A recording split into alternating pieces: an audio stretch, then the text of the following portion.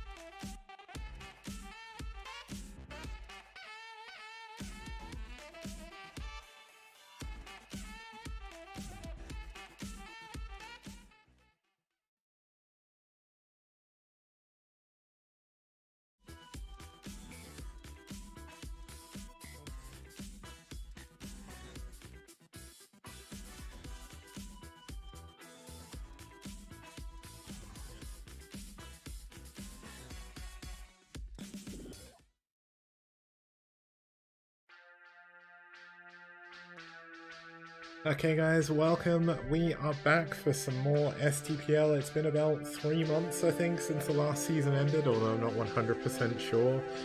This is the format. The format is staying exactly the same. The prize pool is working out a little bit differently. There is going to be 10 teams again this time. We lost 3 teams. No, we lost 4 teams from last season, but we gained 3. So we're in a pretty good spot. 10 teams means we've got 9 weeks of round robin, and we have 5 weeks of playoffs again like before.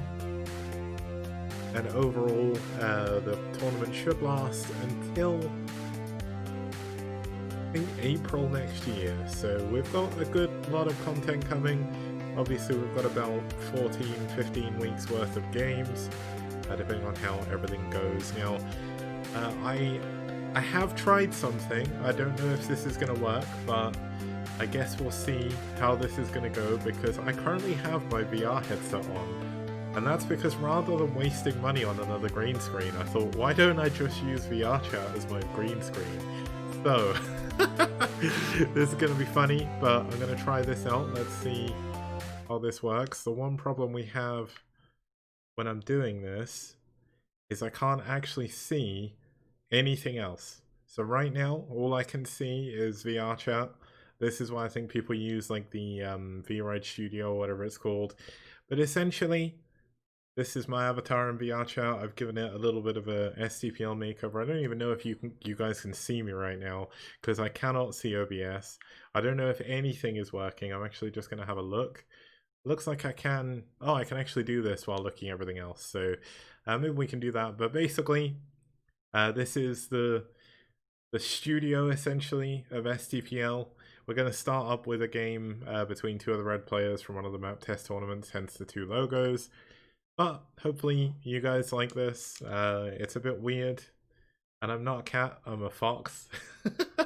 You can tell by the ears, but still, I thought it'd be interesting. No other, well, I mean, there's probably a good reason why no other StarCraft broadcaster is doing this, but here we go. So basically, I'm in VR. What I'm going to have to do when I'm doing this is, as soon as basically I've switched off of this screen, I'm going to put my VR headset back down, turn it back off again. And right now, I just got my Quest 2 around about the last week. So, oh, sorry, but I got my Quest 2 about a week and a half ago, maybe, when it came out. And overall, it's so much better than the Quest 1. So it's a bit weird. Yeah, it's a bit weird in the fact you need the Facebook stuff. That doesn't really bother me too much, though. It's just sort of one of those things that you kind of have to put up with. But basically, welcome to the STPL Season 4. I've refreshed the logo, as you can see behind me. What I've basically gone for this time is, rather than try to do anything with new logos every time. I'm going to keep the branding the same. So why not just go for a generic logo? There's no point making a new logo every time. And it also means if I do end up releasing any shirts like this at any point in time, then we can do that. Now, the funny thing about doing this in VR chat, at the very least, is I can actually just pick completely random avatars to use as well. I don't even have to use this one if I don't want to. I could be whatever I wanted. I'm not going to change avatar here, I don't think, because there's not really too much point. Although I do have this really cool GoldenEye avatar. I don't know how well this is going to... Whoops. I'm completely stuck doing this expression, which is something I do not want to do. So... Oh. It's got the golden gun as well. It's pretty cool. So it's a nice gag avatar. You can even shoot it like that. It makes a cool sound. But either way, it's one of those things where it's kind of cool, you know? VR chat's a cool platform. Really, really nice. Met lots of cool people through there. I think I've just messed everything up, but whatever. It's all good. So, let's head off this screen. Let's get me out of VR, and let's go back through the other stuff that we need to go through. So, let's head on over to have a look at the teams.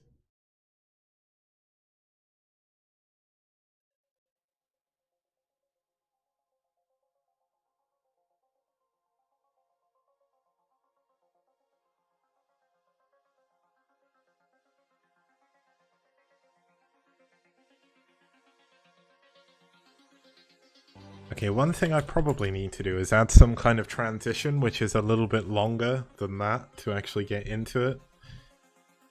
Yeah, I could probably, there's probably like a StarCraft emote I could probably use. But basically, these are the teams we are going to have this season. So, we've got the return of Psy. Psystorm left us after Season 2 because they didn't really have too much time, which is fair enough. But they came back, they said they would, and they did. So, they are back indeed. And it's kind of cool to have them back. We've got IRK returning for their 4th season in a row. IRK coming 2nd last season, looking to replicate that success, see if they can take it a little bit further. We've got DM coming back as well for their 4th season. Really good to have them back. Now we have the return, I mean I say this is the return of Wiko because it kind of is, but essentially Wiko teamed up with Valhalla team last season, and about halfway through the season that partnership fell apart, so we lost all the Wiko players, but they're back again. VT have actually dropped out because I don't even know what happened with them, but I think one of their captains went to Seoul, and that's Bob. One of the other captains went to some other team, and SFCA dropped off the face of the planet. So, no idea what happened with them, but it's not a big loss. We've got Wiko to replace them. We've got Soul Gaming back, triple crown champions. Is anyone ever going to be able to beat them? White Clan came twice, came close twice in Season 1 and 2. IRK came somewhat close in Season 3 as well, but Soul Gaming definitely looking to be another, well, having another very strong season with some very, very strong players. We've got Red back again for their 4th season. Net Wars back for their 4th season. Naz returning. They, like Psy, dropped out after Season 2 just because Dragon wanted to take a break from leading Naz for a while. And they were a little bit worried that, like, well, they didn't, I don't think they wanted to join any sort of tournaments while it was going on because they essentially, they didn't want to compete for a while. But they're back, which is really good. They've got some of the best players outside of Korea on their roster, including Sugo, who's returned back there from Clan Revolution, who is our 9th team. They are returning as well for their 10th season. I'm getting a little bit ahead of myself, but for their 4th season in a row as well. And then we've got Ash, another 4-season team, coming back once again with their kind of mix of old school and new school players. So looking forward to seeing how this is going to go. The good players on Naz are like Jaeyoon. I think he's still on Naz. To be honest, I need to double check their roster. Terror, I think, is on Naz as well. I think. I'm not sure. He was before, but I don't know if they've posted their full roster. Let me have a look. This is what this is for. While we're doing that, let's have a look at the player rankings from the previous seasons as well.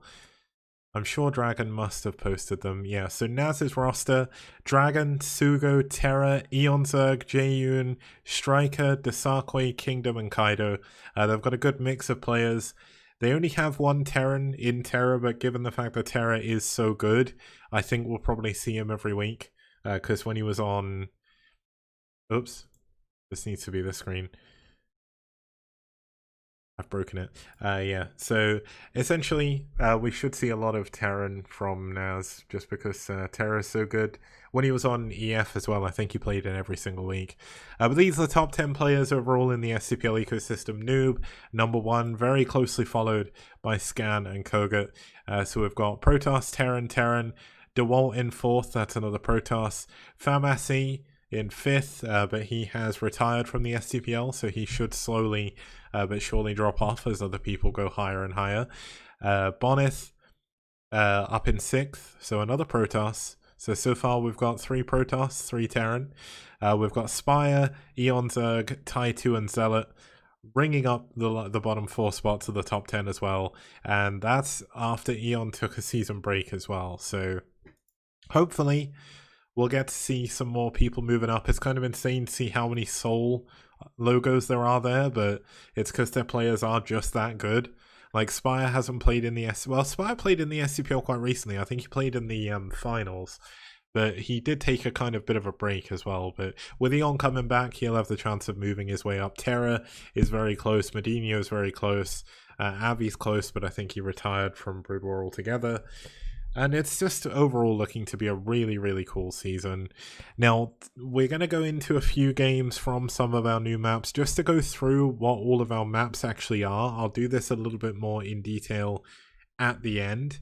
But let's go into the first one here. This is probably the weirdest map we may have ever... I've completely forgotten how my overlay works. It's been way too long seeing some of the behind-the-scenes stuff there. But essentially... Rosenbridge is probably one of the strangest maps we have in the STPL, we've ever had in the STPL, and that is because it is a 4-spawn map where you can either spawn on an island or spawn on a land map. So, the way this works, I think it's going to be really interesting. You've got 4 expansions in each of the corners. Basically, I say 4 expansions. The islands have 4 expansions. 3 expansions including the main, and the main ground has 2 expansions close by and 1 a little bit further away, but it is blocked off by the hive. It's kind of an interesting way of getting Zerg away to Nidus onto the mainland as well with the hive. This map was made by Gasomi. It's really good. In my opinion, I'm looking forward to seeing a lot of games here. I did put this in. I know there's a lot of people who are going to think this may not work, but if it doesn't work, we can always remove it from the map pool. It's not the biggest of deals, but I get the feeling that once people get used to it, we should have some really, really good games on here. We did have the map test tournaments, but unfortunately, not too many people signed up. There was a good contingent of people who signed up every single time, though, and I'm really, really thankful for them. Because we got to see some games. It was mainly PvPs though, but I get why people didn't sign up. It was weird timing. DeWalt signed up for a few, but then one of them, I think it was this one, he actually beat Fisheye and then had to go because it's like a semi-island map in a PvP. And yeah, it's one of those things, I guess. But basically, really, really fun map. Looking forward to seeing how this is going to go. This is going to be a PvP, so let's get into it.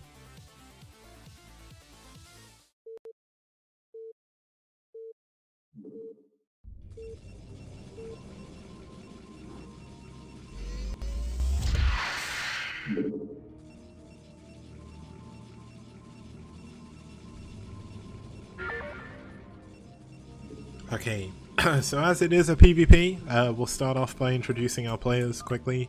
LML down here in the bottom right hand corner, fighting for red. And Fisheye spawning in the bottom left, fighting for red as well. So We do have one of those interesting things about this map. So essentially, we have one player on the land portion. It gives him a relatively large amount of space, but it is very droppable. The main is incredibly droppable. It's very good for arbiters and stuff as well. There is dead space back here that air units can fly freely to and fro without really worrying too much. To take this island, you need to kill the hive, which of course has 2,500 health. So there are 3 or 2 gas expansions over on the islands. And there is 1 gas expansion close by on the mainland. Obviously you've got the base here. There is a double gas in the middle, but it's kind of like the base on Blitz X, where essentially I don't think anyone's ever going to be able to expand here, if I'm being completely honest, but we'll have to see if you can control the middle. Like, if you can have units patrolling up and down here, like I did see in one of the replays we're not going to watch, you may be able to shot the probe down here or something like that, but the weird thing about, well, I mean, this map is very weird in general, but the strange thing about how this map is going to operate is if the other person isn't on the land with you, you're not going to be able to scout them, and the person on the island isn't going to be able to scout this either. Now this is going to be the finals of this this was the finals of this map test tournament, so essentially the players know what they're in for. Like, they've played a lot of PvPs on this already, given how many games there were, but looks like LML going to go for a Nexus first. Fisheye going for a Nexus first as well. LML went for his a little bit later because he wanted to double check his opponent wasn't in the top left. So he scouted a little bit earlier as well. But I think this map is going to lead to some long games. Like, I get the feeling that's going to happen, and that's not a bad thing. We often get a lot of short games, so having a map that kind of... I don't know how to phrase this properly, but promotes longer games is fine.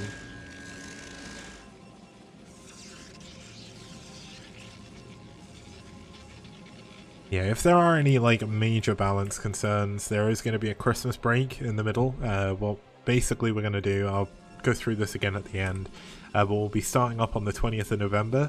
There'll be 4 play weeks. 4 play weeks, the 20th of December, the 20th of November, 27th of November. I cannot remember how dates work from that point, but with the last set of days is the last set of games is going to be on the 13th of December, and then the next set of games will be on the 10th of January. So we'll have a good amount of games beforehand, 4 weeks worth. That's 5 best of 5s each week. So I'll be casting 3 days again, rather than the 2 that I was casting in Season 1. Season 3. But we've got a good selection of teams, a good lineup of players. I'm really looking forward to it. It's going to be weird coming back to casting again, because I've literally, like, every day after work, I've got this week off work, thankfully. So I'm getting a well-deserved break. Well, maybe not well-deserved, but well-needed, because I have been, like, severely burnt out at work recently. But essentially, I've got this week off. It means I'll start back up STPL. I've finished everything I think I need to get ready for STPL Season 4, which is good. I've made a ton of new break videos as well. I've set up restreams so I can cast on Afrika, YouTube, and Twitch at the same time. I don't know if that's going to work longer term, but we'll give it a try.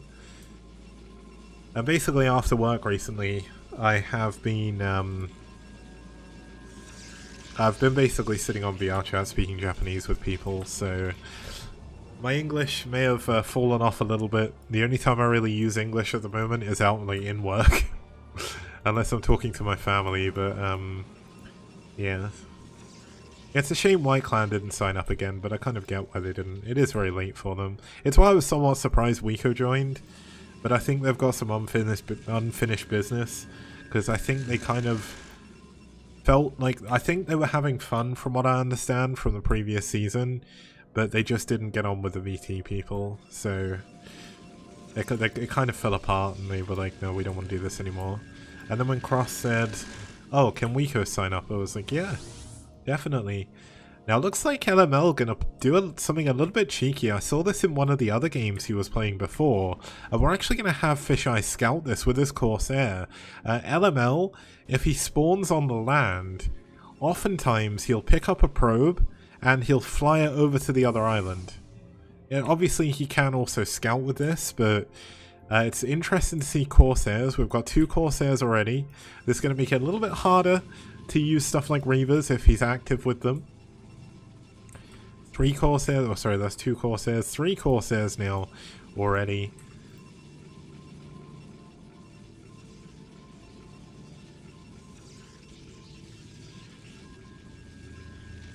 I'm kind of interested to see how this map is going to play out. Oh, but look at this. We've actually got a double Dragoon shuttle coming down here to the bottom of Fisheye's base. He did not have his Corsairs in position.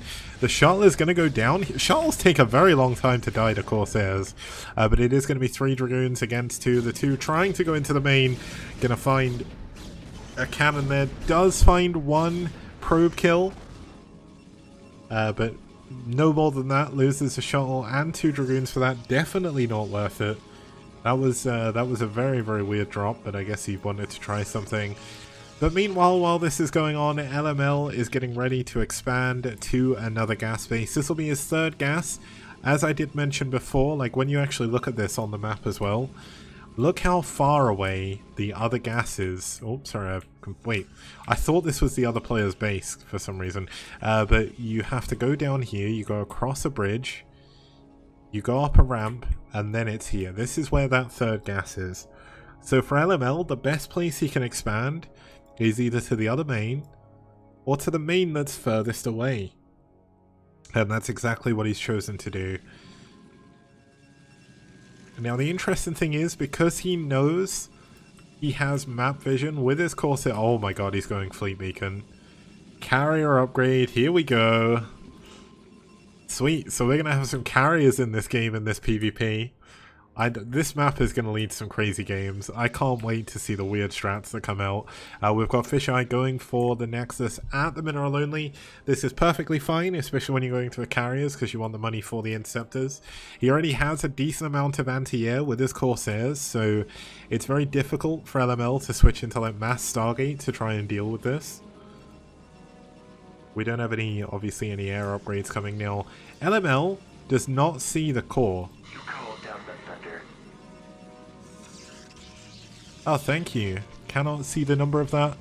Oh, thank you for the $10 donation, man. Snickerdoodle means a lot.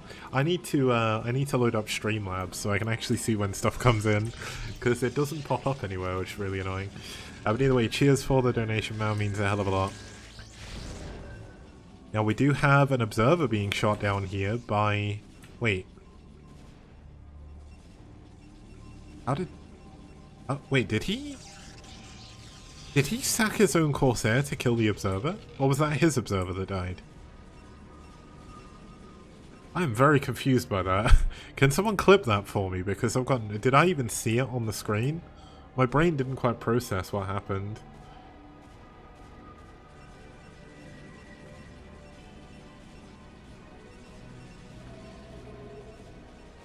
Yeah, I mean, people kept saying that the STPL had dumb maps.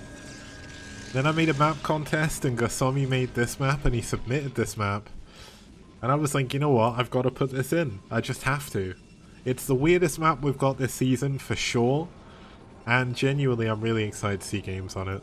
A PvP where you get carriers, that's good enough for me. Now, LML is going to find his base, is getting scouted out here by Fisheye, being very active on the map with his Corsairs, just keeping an eye out on everything that could be going on. And knowing about this base is everything. As I think it was G.I. Joe used to say, like, no, it wasn't knowledge is power. Knowing what was that old, like, advertising thing? It's not knowledge is power. That's, like, way too nerdy to be G.I. Joe. It was, oh, what was it? But either way, whatever it was, basically knowing about that base means he can then fly some carriers up there.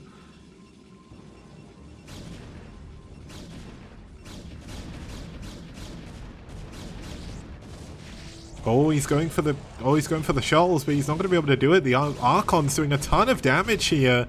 A lot of the Corsairs going down, and this is something that he's not going to be able to, he's not going to really be able to do too much to replenish these because he's going into mass carrier. Now, it does make me wonder if we will get some scouts.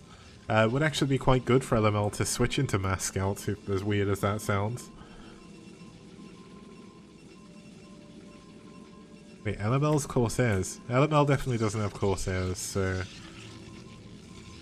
Yeah, this is a cool PvP. Admittedly, not much is going on, but I kind of expected that when they spawned in these spawns. Both players are going to be kind of trying to get a feel of how to play this map as well. Looks like we've got LML moving to a position with some units to try and shuttle them across, and he wants to give Fisheye as little time as possible to be able to react to this. But it's going to be quite difficult to drop on the islands. Oh, it's the shuttle that died, okay. I thought it was Observer, and I was like, how did he see it? He's got no observers. I don't even think he has a robo yet. Oh, yes he does. He's just built the observatory here. Now the carriers have arrived. This is an interesting flight path. If there was a lot of Dragoons in the middle of the map, the carriers would have most likely would have lost a couple of them. Now, an interesting thing I saw on this map between LML and Dreamer was Dreamer actually went for Arbiters and he went for Recall. It didn't quite work out in that game because he was a little bit too far behind from a Reaver drop, but still very, very cool. But I mean, the carriers basically have free roam over this base. There's nothing he can do to defend this. And this is one of the problems with going for this top rank expansion when you've got the mainland. If he'd have expanded to the other main in the top left, he could have moved units up there. He could have had units patrolling around the hexagon in the middle. But it wasn't just that, because LML actually had a lot of shuttles, and he could have been able to like carpet bomb these carriers.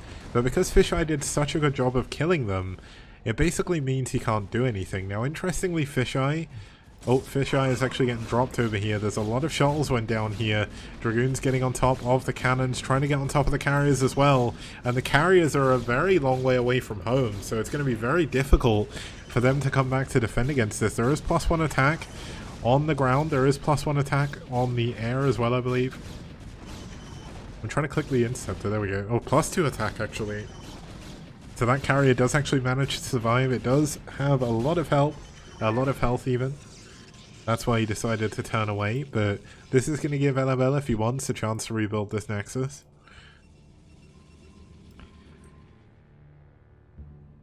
Now it looks like a lot of the shuttles did go down, but here we go. Oh my god, mass scouts coming out from LML. He knows that scouts are the best way of killing carriers. It's either that or you go Mass Dark Archon and Mind Control. But are they going to be able to get out in time? Look at how many carriers there are. There's 5 here already. 6th is on the way.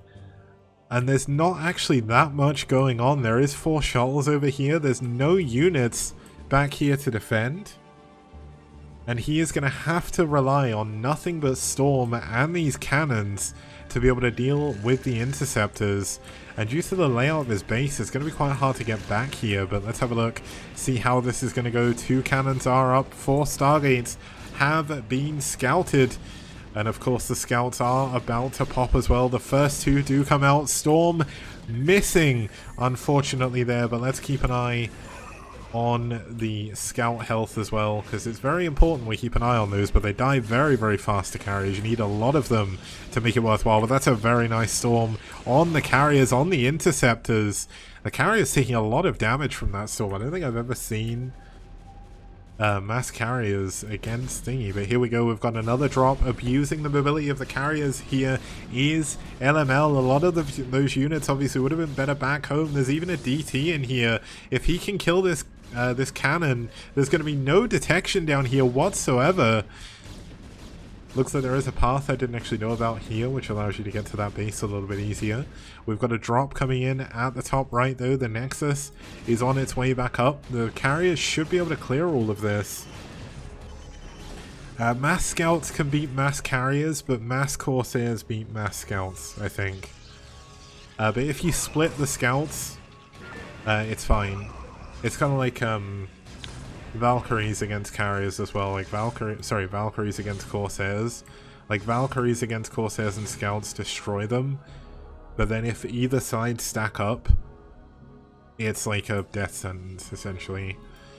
We've got LML expanding to the top left-hand side. There are 4 speed shuttles now heading back and forth, ferrying probes and units up to the top right-hand corner. But look at this, a cannon coming in. He's cannon pushing the island.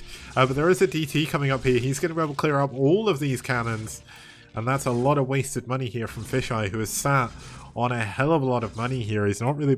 I mean, where he's just building carriers... Oh, the DT actually got the base. Yeah, where he's just building carriers and interceptors, he's not really spending his money on too much else. Like, he doesn't want to go mass shuttle, and he doesn't want to go arbiter, so there's not really anything else he can buy. But look at this, we've got 7 scouts now. They do have +1 damage. They do 30 damage against air. Like, it's insane. 30 damage is... I suppose you still need 10 hits to kill a carrier, right? Maybe more. But I don't... Oh, no, because it's full damage to shields, so I'm not really too sure. Yeah, scouts are very good at anti-air, but looks like LML gonna lose his natural nexus here. There's so many carriers. Oh my god, I bet he wishes he had mind control, but here we go, the scouts coming in. How many of these carriers are they gonna be able to get? Looks like not any of them, but nearly takes down 1. There are 4 shuttles here as well. He's coming in with some High Templar. The storms really gonna help out here. A lot of the carriers are a little bit damaged from earlier. If he can just build the scout count high enough, then maybe he can make this work. We've got a lot of probes transferring to the top left. Top right is going to go down again. Looks like LML never really started mining up here. This is why LML is so poor. He's barely mining. Just going to be mining off of that 1 base. But of course, we do have Fisheye in a bit of an awkward situation. Main is mined out. Natural is about to mine out as well. And the bottom left is looking a little bit dry. Looks like there is a Nexus here as well. But here we go. Nexus at the top right. There are islands. The way this map works is half is island, half is not, which is going to lead to some very interesting... Oh my god, the storm on the carriers. That's going to be an amazing amount of damage. So much damage going down on the shields. This means the scouts should be able to come in behind this. Oh, and he's going to be able to pick off a stray carrier here. Look how quickly this is going to die. Oh! Where are the scouts going? No! Scouts! Come back and kill the carrier! Oh man, that completely spoiled my fun. I'm like, wow, look how quickly this is gonna die. And never mind. Looks like he's looking for it. There is a shuttle coming in here that's gonna have High Templar again, so he is gonna get ready to do some dropping shenanigans. There are some Corsairs out here now though, so he is gonna have to be careful with his scouts. They die very, very fast. We do need scout speed. Scout speed isn't done yet, is it? Oh, he's upgrading it. Okay. This map, it's kind of like Neo Forbidden Zone, but not quite. Because Neo Forbidden Zone, all of the spawns are on islands. Oh, the Corsairs have found some of the scouts. The scouts are so expensive, he cannot afford to lose these. Looks like he is going to have to suicide some of them. It's going to be so difficult to keep these alive. But we do, of course, have that storm available. Now, where is he going to be able to use this? There's not actually that many scouts. There is a nice storm, though. Once again, they're going to be able to help take down some of the shields. I kind of want to keep an eye on the scouts' health rather than everything else. But here we go. There's a High Templar here. That is another great storm. Of course, the hull damage, when it comes down, is not going to be able to be repaired. But oh my god, there's so many Corsairs here. Look how fast the scouts are dying. Oh no, I was horrifically wrong. And there we go. That's probably going to be the end of this game. Corsairs and scouts, man, they do a lot of damage to carriers, and Storm, not so much. But is there any units up here that can help with this? A lot of the interceptors will have died throughout those storms. But Fisheye has just got so much money. I genuinely thought the LML would have a huge advantage spawning on the mainland, but Fisheye He is a rich man. He has been saving. He is the investment toss over here, putting his money in those carriers, doing a lot of work for him. But let's see. There we go. Can't do anything else. GG. That's going to be the end of game number 1, and we're going to go into game number 2 when we get back after this short break. See you guys soon.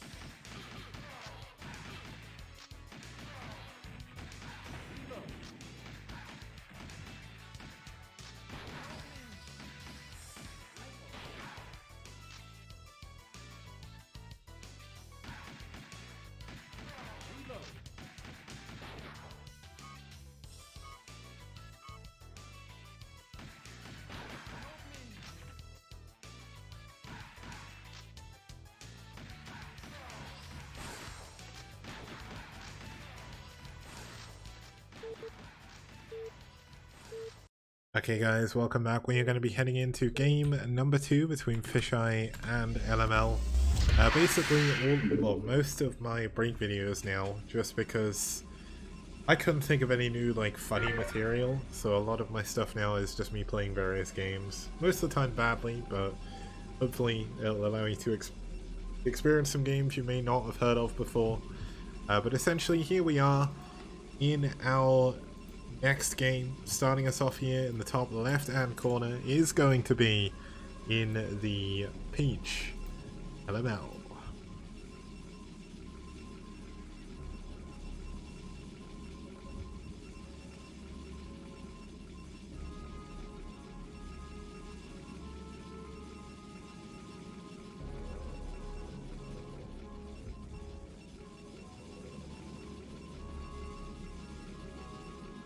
And down here in the bottom left hand corner, spawning in the same spawn as last time, same setup as before, it is going to be Fisheye in the blue. So once again, if this is your first time seeing this map, essentially the spawn that Fisheye is in is an island. The spawn that LML is in is not. You can see there's ramps going up to the mainland.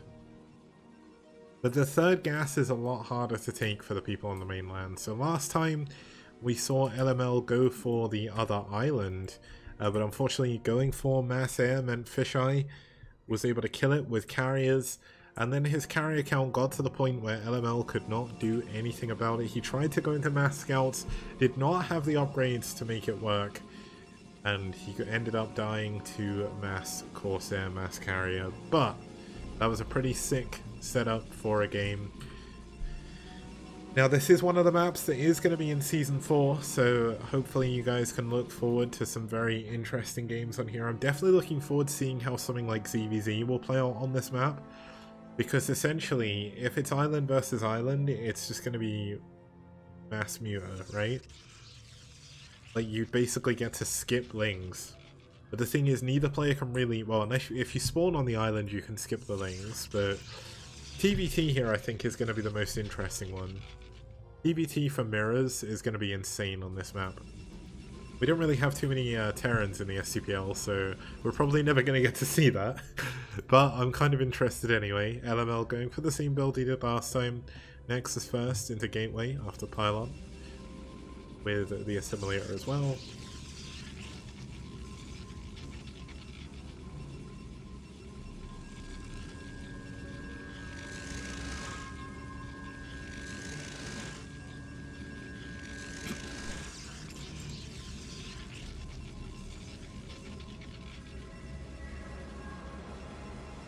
Terra is an STPL. Yep, he's on Naz.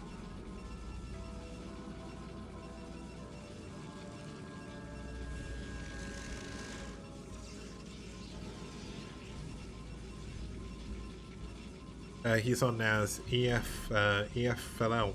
They're not in this season. He's back on Naz, LML.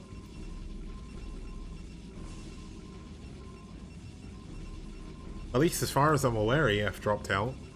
They never said anything about rejoining, so I never put them in anything. So if they did want to join, it may be a bit late now. Whoops! The thing is, EF had their problems. There was a problem with Matthias in the middle of the season. Then they had some... Well, they're basically the only players they had that were super active was like... who was it? They had Chaylin, Cruzago... Terra... Was it? It wasn't Gosudark, was it? I can't remember.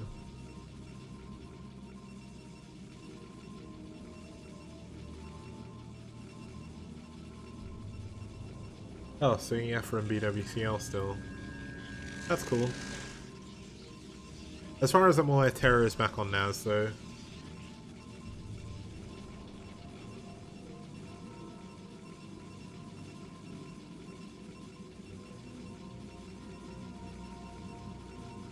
I think EF had some problems when Bob quit, because Bob was like the glue that kind of not kept the team together because they were fine.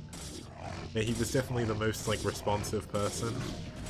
Looks like we've got Fisheye getting ready to expand to a very fast third here by killing this Hive, which does take a long time to kill.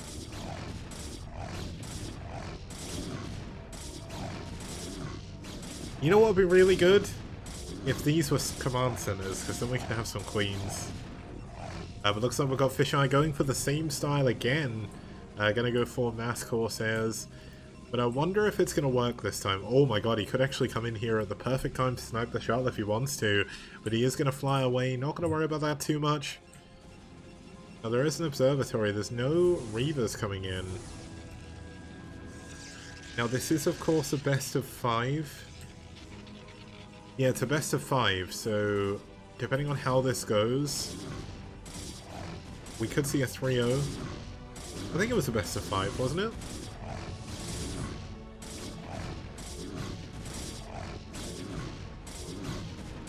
So it looks like he is going to be... What was it? Best of 3? Ah, it's a best of 3. Sorry, best of 3. My bad. Okay, it looks like we've got 3 units on the ground over here for LML. Fisheye only has 4 units on the ground to his name. So if LML can get in here with the right units, like it... Fisheye's Corsair really needed to be in this location here to stop this happening. Oh yeah, it was best of 3 due to the long games. Yeah, that makes sense.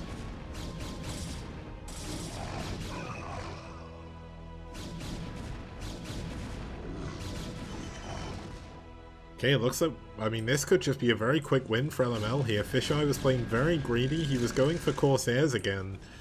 4 Corsairs already, but they don't shoot downwards. There's going to be 6 Dragoons on this side of the map. Oh, he's not dropping the other one. There we go. Okay, the shuttle's going to go down. There's no doubt about that, but looks like everything else Fisheye has is going to fall. Like, he's trying to panic build cannons here, but is it going to be fast enough? The cannons obviously take full damage while they're warping in. They actually take, I don't know if it's like bonus damage or something, but they seem to die very fast when they're warping. And it looks like that's pretty much it from the ground defense for Fisheye. So unless Fisheye pulls his probes here, I don't think he has anything that can fight back against this. Looks like not wanting to lose in the same way, LML gonna get a very quick victory here in game number 2, so that's kind of cool. And there we go, Fisheye GG's leaves the game, and that's going to take us in to game number 3 after this short break. See you guys in a second. What I'll do is I'll play the next break video. They are all about 5 minutes, but I won't play the whole thing, so don't worry about it. Oh, that's the same one again. I've got it set to do random, but sometimes it does the same ones. Oh, here we go. We'll leave it on this one.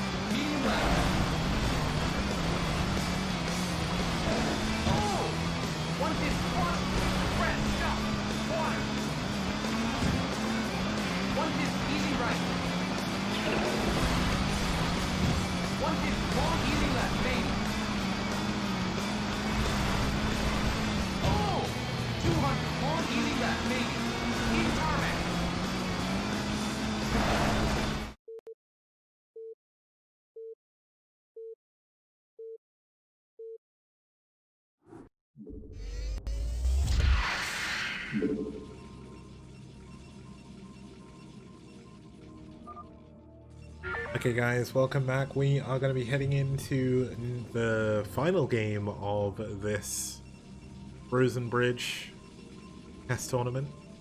Pretty cool to be back once again, but essentially we've got in the top right hand corner spawning as the red Protoss for red, it's LML.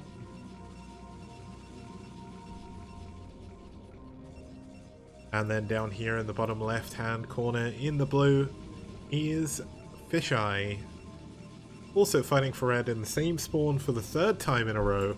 Looks like he is very lucky getting on this one. And Narthil, that was one of the break videos I recorded. I just recorded myself playing a load of different games.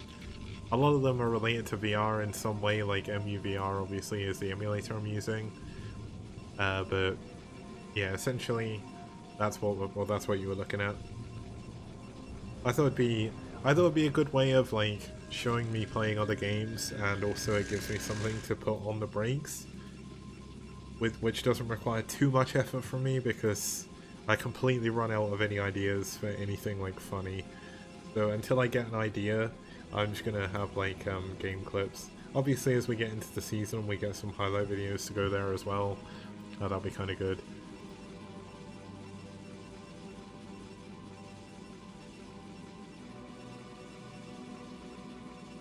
Okay, so both of them this time are actually spawning on the island bases. Interestingly, LML is going for a gateway first. Up here in the top right hand corner with an assimilator, so he's probably going to go straight into one base Reaver or one base DT drop or something. But it is a stark difference to what Fisheye has been doing, who is once again going to go for a Nexus first over here in the bottom left hand corner. This seems to be his bread and butter on this map, spawning in this spawn. Now it's going to be a long time before either of them find each other, so that's kind of an interesting thing to look out for. I just hopefully I don't suddenly blast my own voice out of here. Yeah, it looks like my YouTube stream is live as well, so that's kind of cool. We're also going to be streaming on YouTube as well as on Africa and Twitch as usual. So that's kind of something new for the next season that I finally decided to bother trying to set up. Streaming on YouTube is a little bit confusing. I don't know if I have to change my stream key every time and make like a new event every time, but hopefully I won't have to, because if I do, I probably won't stream on YouTube. Because it's hard enough trying to remember to update Twitch, let alone updating YouTube on my stream key and stuff. So yeah, looks like we're going to Robo coming in very, very fast here for LML. Going to build a scouting pylon out here as well.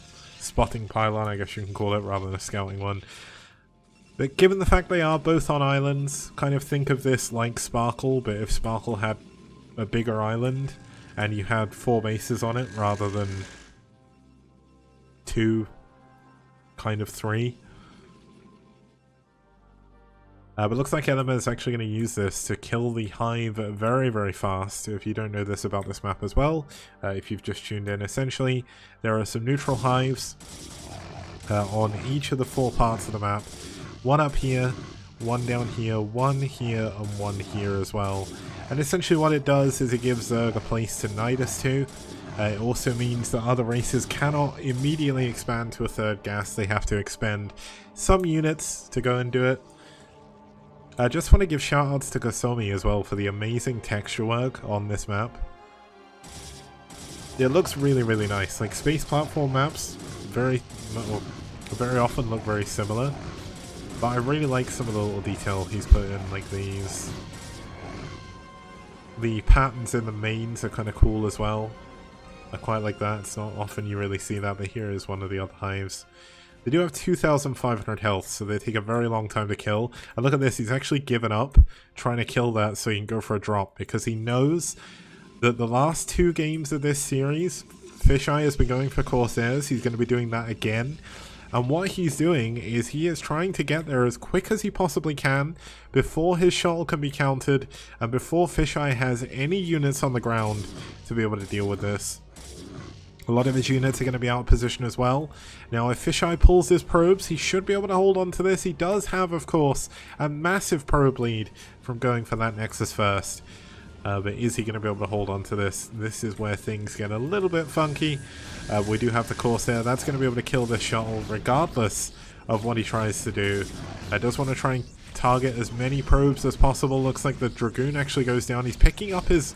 Oh, he picked up a Zealot here. That could be a big problem. Actually dropping the Zealot on the high ground to try and deal with the Dragoon. But this is overall a very strong hold so far by Fisheye.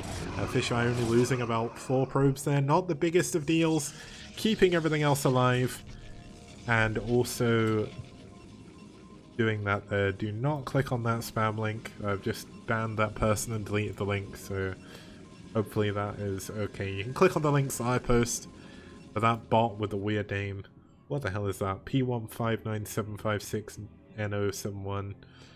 It's not the old school fisheye, but it is someone with the same name or a similar name and a fan of fisheyes, I think.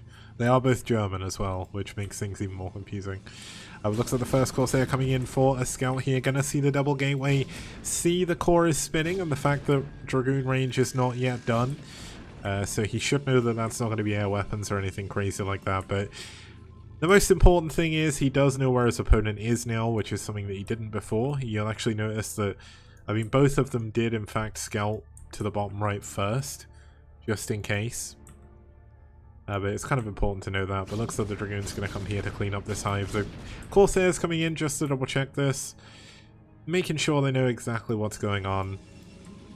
And are we going to see a fleet beacon again this time from Fisheye? Or is he going to try something else? Ah, you reported it as well. Thanks, Lucky Noob. I forgot I made you a mod. There we go. So the hive does go down on this side. It is a little bit further away from going down here on this side as well. But you'll note that on the mainland there's also one here and one here as well. And basically what that does is gives Zerg a chance to knight us across and stops people mass expanding super fast. So just kind of, it's an interesting way of dealing with it. Sparkle also did it with the hives as well. I think it worked really well there.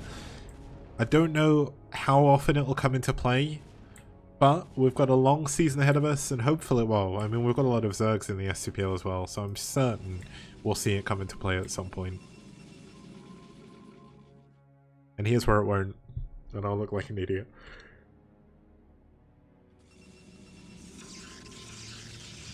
This is actually like the first STPL event I've properly done in a while. Like, I've been doing these map contests, but I was kind of doing them at really weird times.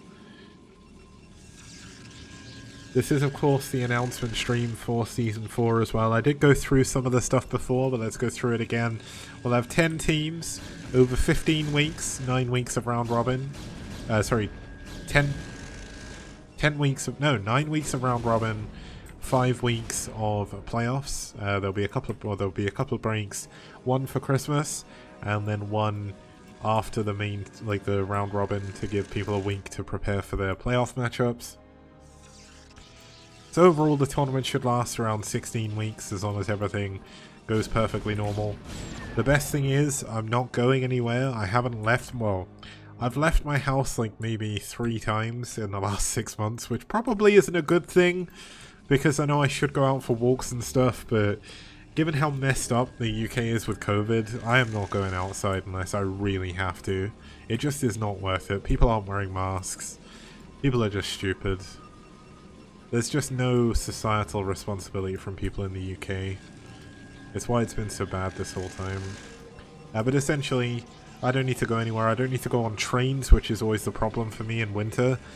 So hopefully, I don't want to put the markers on myself here, but oh, it looks like we're gonna have yeah, we're gonna have LML go for air this time.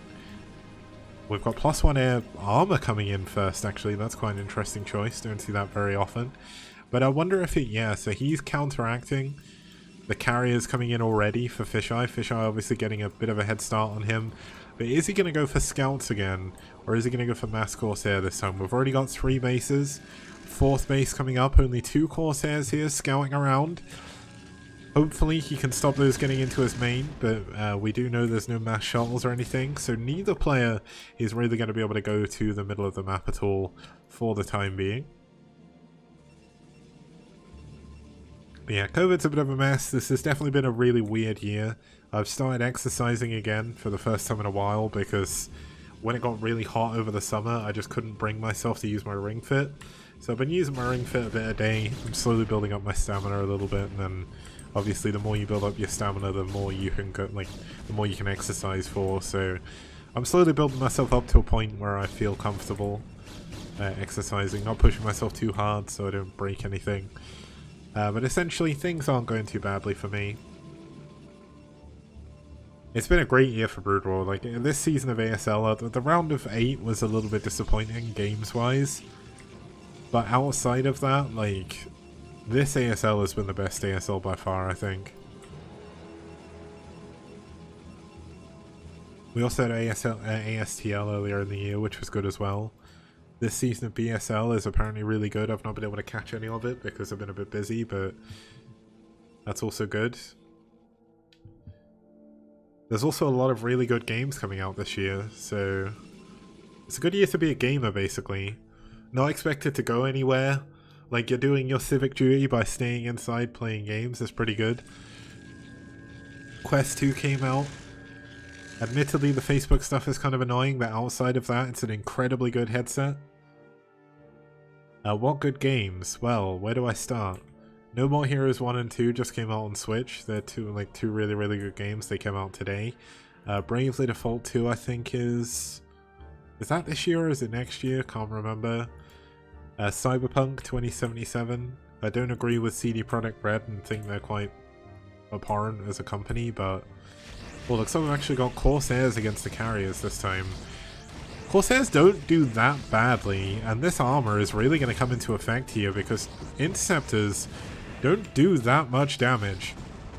And look at this, he is slowly killing the Carrier's armor.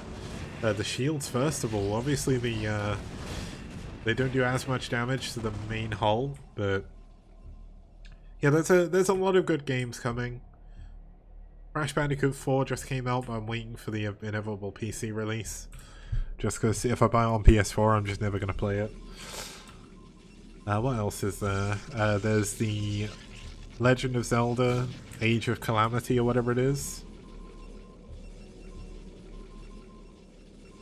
Oh, we're going into Carriers ourselves here is LML. Fleet Beacon upgrade coming in for the Interceptors. We've got plus... I'm assuming this is +1 attack. Ah, yeah, you don't play, okay, if you don't play Japanese games, maybe there's not too much coming. Oh, it's +2 attack, sorry. Is there going to be new T and Street videos? Probably not. Just because I haven't gone anywhere in like 6 months. And I've also got like insane burnout from work and creative burnout, so... I'm gonna take a break. I've made enough for Season 4, I think, in terms of making stuff. So I can make some more stuff for Season 5 if we eventually get there. But the creative burnout has been pretty insane for me. Like, I've not had any energy to do anything. Now the Carriers are in a very strong position here. Like, this is really worrying for Fisheye or for LML once again. Looks like he is going to try and focus down the Nexus. This means the cannons and the Dragoons. There's a lot of Dragoons here. Is he going to be able to save his Nexus? If he doesn't, it's not the end of the world. But oh my god, he is. He's going to save his Nexus. The Corsairs coming in here. It's going to be Corsairs against Corsairs. But we don't have any form of observer here for Fisheye. So LML just gets free vision over everything.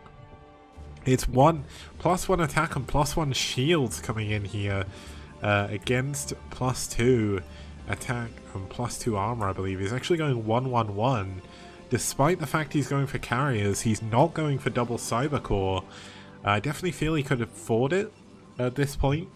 And this is where I think LML is going to get a bit of an advantage in this game, which is something he didn't get before. He didn't have to show his Carriers either, so his carrier count is going to continue to grow. This is +2-1 coming in, +2-2 even. It looks like Fisheye is going to be the first one to take one of the main bases. Looks like he's got a Reaver over here as well with a probe, so I don't know what the Reaver's there for. Maybe going to go for a Reaver drop behind this. The Nexus obviously heavily damaged from before. If anything, for LML, he would have probably preferred for that to die sooner so he could rebuild it sooner. But he is going to lose that as soon as the Carriers decide to come back in. The Observer did get taken down. Oh my goodness, this is not going to live. I think that had a DT in it. Not the end of the world to lose it though.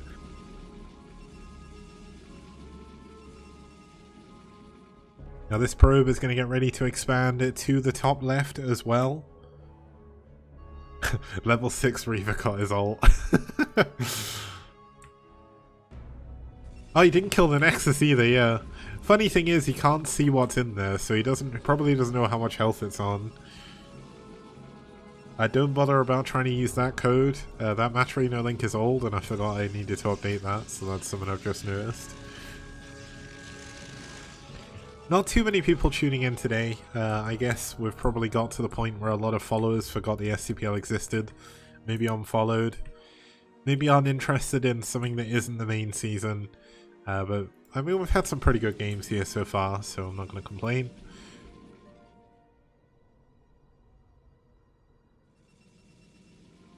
We've got another couple more maps coming up after this as well, Paradise and Desert Dwellers. Lots of cannons being added on here. We do have Reavers on this side as well. It's actually going to be 2 carriers and a Corsair at a time, which means his air army is going to be a lot more varied than Fisheye's. Fisheye is actually up to 1, 2, 3, 4 though, and is also adding on Corsairs and carriers at the same time. So this is going to be Corsair carrier versus Corsair carrier.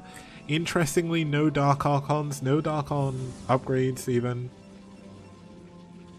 Yeah, it's normal. Like, I think it's perfectly fine as well. That's interesting. So if you kill the hive, the creep never recedes from under the minerals. That's really, really cool. I didn't know about that. I wonder if the minerals get mined out if it disappears. Oh, here comes the... Nope, that's LML shuttle.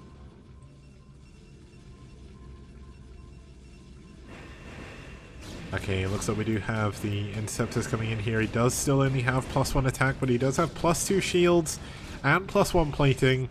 The Corsairs, I think, do pretty good against Inceptors. He snipes the other Nexus, and I thought that was a shuttle coming in with the Reaver, but that's going to be an Observer.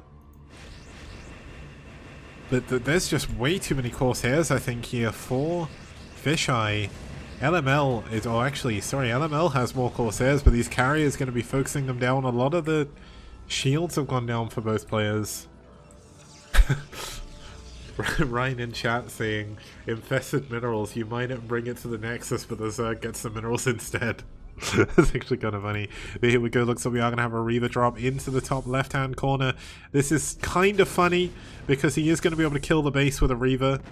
It is going to take a very long time and a lot of money to do this, but LML is the one who's been very, very cost efficient this game, and he is going to be able to do this without any worry. Ah, thank you, Mindflayer. The STPL technically isn't back just yet, it's back in 2 weeks' time? Wait, 2 weeks? The first games are on the 14th of November.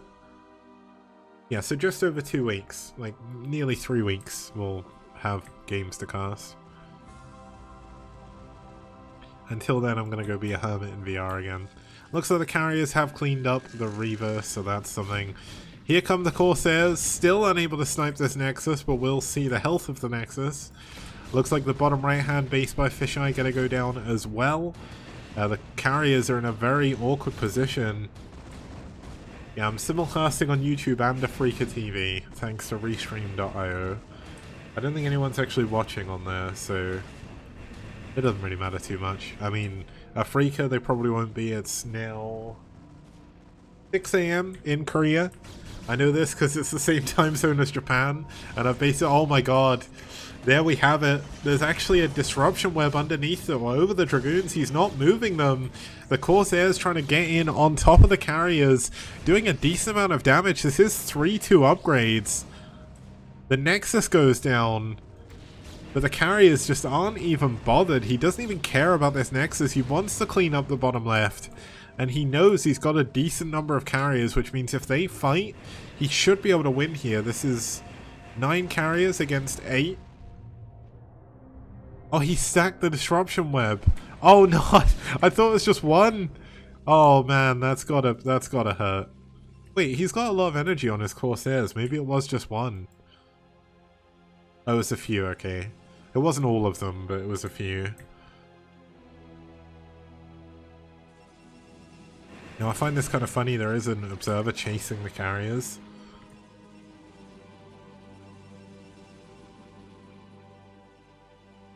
We've got a lot of observers out here for Fisheye, and they do have 3 shields, which is something I don't think I've ever seen on an observer before. I mean, I guess people have got 3 shields before, and I've just never clicked one. But I didn't even realize they got the shield upgrade. He doesn't have +2 armor yet, though. Didn't he start this ages ago? Does this just take a very long time to oh, sorry, I'm looking at the wrong player. I was going to say, didn't he have +2 armor a very, very long time ago? Yeah, he did. So it's +3 attack, which you can see from here, +1 shields, +2 plating, against +2 attack, +3 shields, and +1 plating. +2 just finished. Very, very good timing. Perfect observing from yours truly. We've got a lot of units being ferried over here into the bottom right. This means he is going to be able to expand down here.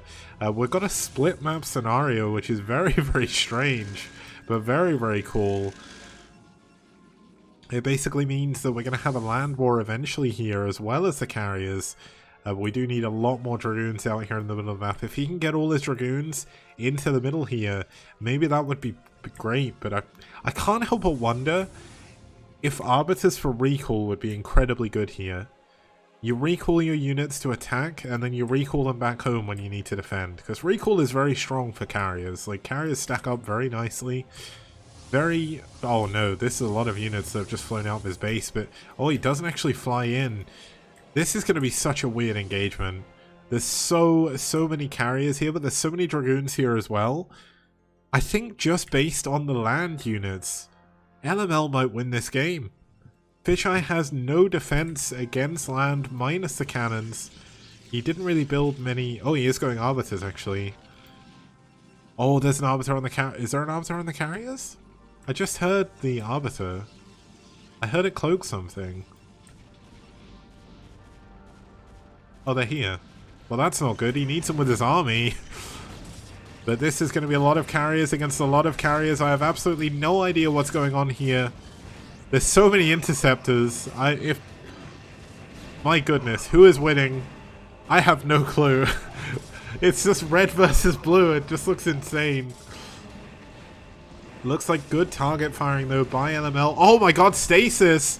Stasis field on those carriers going to be doing so much. But does LML just not have too much still? Fisheye is up carriers. But look how many carriers are stasis. There's like 4 carriers in stasis. If he cannot kill these, he's not going to be able to do it. But it's carriers against carriers. This is such a good engagement. My eyes though, as Anonymous says as well, looks like LML just has too much. The upgrades way too favored. And no idea what he's saying in German, but it's probably nothing bad. These two are pretty close friends. They are on the same team as well, so... looks like LML just has too much. The other carriers coming out of stasis as well. I mean, there's a lot of cannons. They are helping out, but he just can't deal with the dragoons. He's going to lose his own or his other mining bases. And I think that's it. I don't see any way back in here for Fisheye. LML is up 100 supply. They're on the same amount of workers, but you can't kill these carriers. You just can't. I mean, if he got a stasis on those carriers right now, maybe there'd be something good here, but I just don't see a way back in this.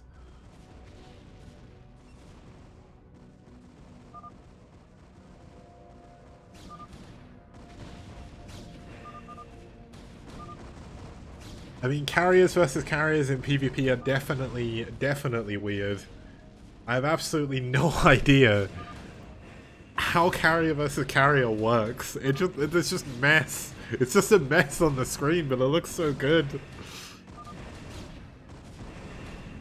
Ah, he's saying I'm guessing he's talking about targeting, because if you A-move, the carriers will attack the other interceptors, which is I'm assuming something you don't want.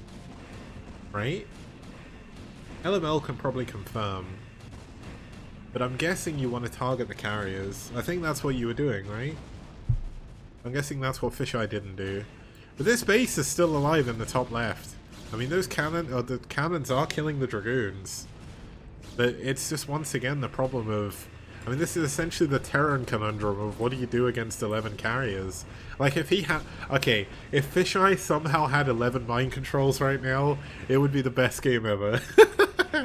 That'd be so good. Oh my god, I'd love that so much. But the final upgrades, it's kind of hard to tell, but +3 attack, 3 shields, 2 armor, against 3, 2, 3, so...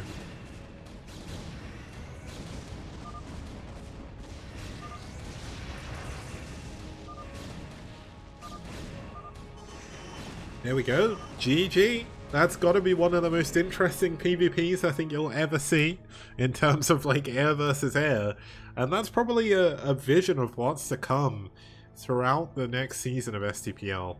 LML, let me know if I missed any of your payments, by the way, for the map test tournaments. You won a good number of them, so if you...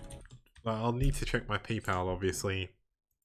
But I'm going to go for a quick break, get some of my voice back. You can enjoy me watching play games very badly.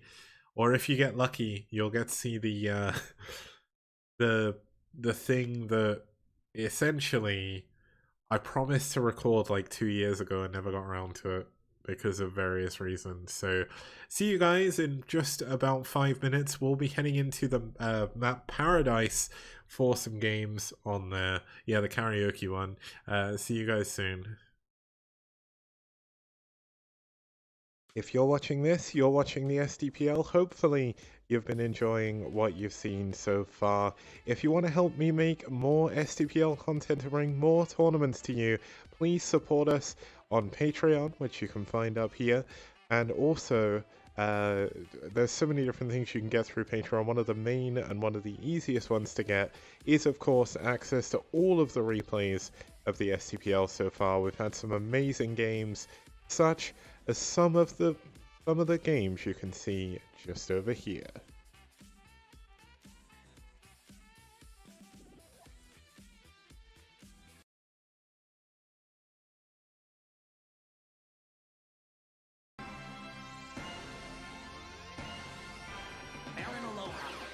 Shadow threatening the safety of peaceful worlds, an evil scientist who frightens children and is bent on slavery. A giant robot has seized a peaceful world and carried it off. Aloha's evil plan is to turn it into a huge private retreat for himself. Universal City Hall, here to help the people. Robbit can do the job. Let's go, Robbit! Jump and go!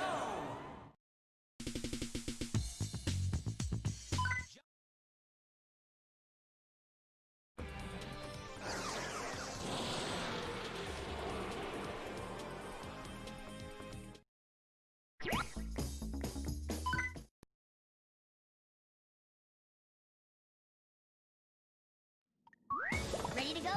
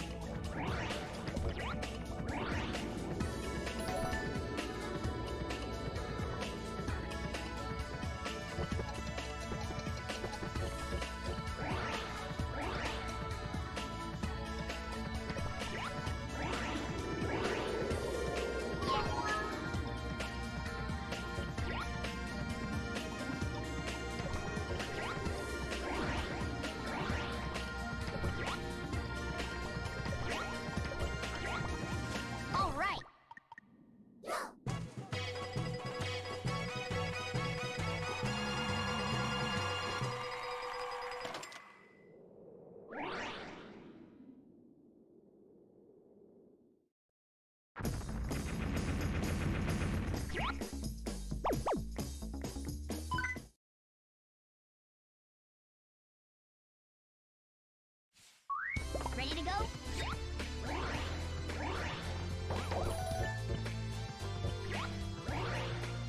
Yeah.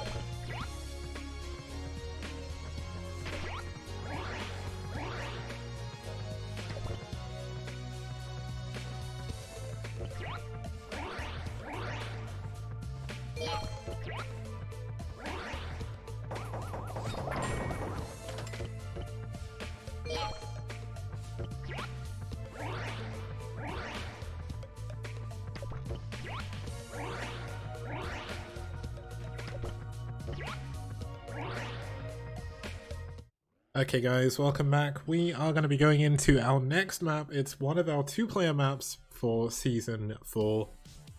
It is going to be Paradise. Now Paradise is a very, very cool map. Out of all the ones we had from Gosami, I think this was my favorite one. It's very standard. It plays similarly in a weird way, I think, to Bluestorm. Just where you do have those high ground areas above like the 3rd and 4th, or the 4th and 5th bases. And there's also 3 sort of paths through the map, but they're all relatively narrow, so it makes it quite difficult to push. It's obviously not exactly like Bluestorm. The rush distance is very long, as LML points out as well, but I think there is the path through the middle of the map for small units. Ryan Metal saying the rush distance is... No, sorry, this is just a normal ramp. So, yeah, looks like Ryan Metal played LML on this map, by the way, and apparently it didn't go too well. LML went forward gate twice or something. I don't know exactly what happened, but I just remember that Ryan Metal was really upset. He wasn't very happy after those games, but he came back in the Desert Dwellers one and did really well, so kind of cool. This is going to be a PBT we're going into, so we are going to have a Terran, which is good. Ryan Metal is a Terran. He's currently teamless, so if any of the captains from the STPL are looking and they're like, we need a Terran, we need a Terran, like you should get Ryan Metal, man. He's a pretty good player. He's pretty good, so you should pick him up. But let's get into game number 1. This one's a best of 1, but it is on Paradise, so let's have a look.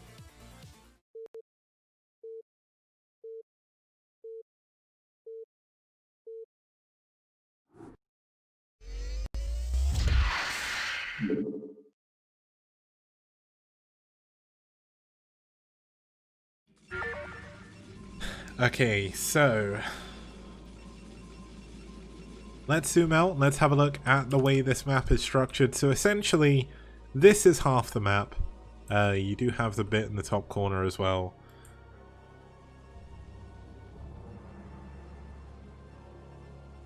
So basically, low ground main, which is obviously important in stuff like PvP.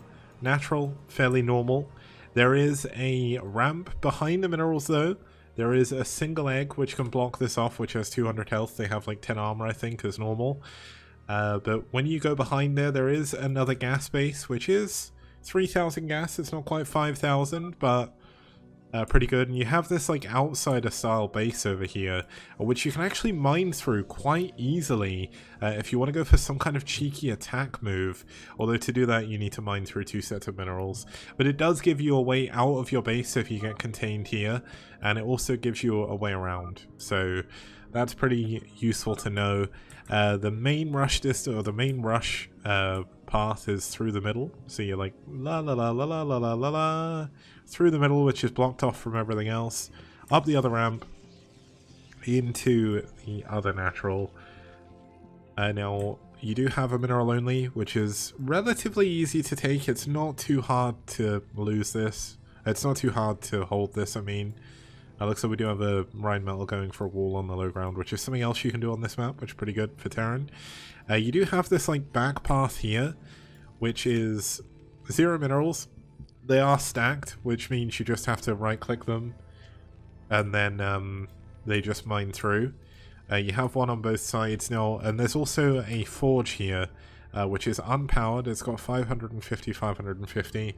I swear this is more health than a normal forge, but I don't actually know because I never pay any attention to any numbers. And this leads to another gas base, which is down here. I think you can actually mine from this gas from here, but then you may have to go around the full way, so it's better just mine it out. Oh, it is a normal forge. Okay, I just assumed forges had less health given how quick they die to hydras. But we do have this high ground pod here with some very nice decoration in here. The little like Protoss statue, the sunken temple, and whatever the hell this is. I can't scroll in. Oh, there we go. I can zoom in now. Yeah, this is some weird kind of statue. Yeah, Hydras are pretty good units. I mean, if you watch the ASL on Sunday or Tuesday, whenever it was. No, it was on Sunday. No, it was yesterday. Yeah, Hydras are pretty good units, is all I can say. Hydras make PvZ look broken. But then we've got a high ground pod here, which is very similar to the one on Bluestorm. You have one big ramp, a relatively small ramp, a very small ramp, and an even smaller ramp. I don't want to spoil it in case anyone's watched it, but the player I was rooting for did not win, which I was very upset about. Luckily enough, like if I was watching while I was working, then yeah, I don't know. I would have been so fucking... Oh, nearly swore. I would have been so annoyed if I'd have watched that while I was working, but luckily I was off work. So I got to wake up late. Woke up, made some boiled eggs, watched it when it aired at 10 AM. Felt pretty good. Yeah, I usually watch while working, other than Sundays. Sundays I'm never working, thankfully. But working from home is just the best, because I can actually... And YouTube streams are the best for this. I don't know why Twitch cannot do this. Twitch need to do this. Because essentially, YouTube is amazing because you can pause them. You can pause them whenever you want. It's like pausing live TV with like Freeview and stuff. It's just so... Well, with Sky Plus or whatever it is in the UK. It's so much better. It means I can watch it. If I have to take the phone, I can pause it and carry on later on. I have to hide the chat, obviously, but other than that, it's fine. Okay, so let's go back to the normal view. We do have Rhine Metal currently on one base still. A little bit harder to expand in this sort of situation. And yeah, this is Paradise. Oh, can you do that on Twitch? Yeah, it's a map from Gosumi. Custom uses Paradise. We just had his other one as well, which was Rosenbridge, which was really good. We had some really cool PvPs there. And next map is going to be the STPL branded map, which I'm excited to show off because it looks really fun.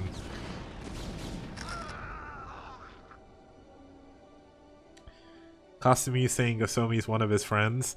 I'm going to be honest, Castamu, I don't think... Is there anyone in the StarCraft scene that isn't one of your friends? Like, you're friendly with everyone, right? It's cool though, because Gosumi's a really nice guy. Okay, the StarCraft Korean scene LML.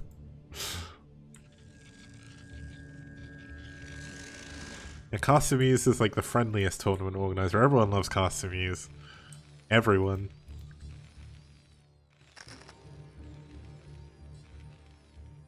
He's currently working on and streaming, well obviously not currently streaming, but the Castamus Narak Star League Season 2, which has got a lot of the players that failed to qualify for this season of ASL.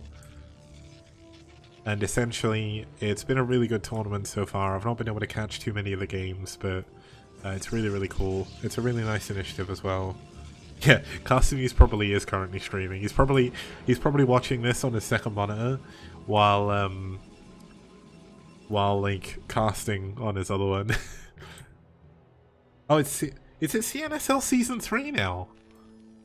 I didn't even realize it's been 3 seasons. I thought this was the second one.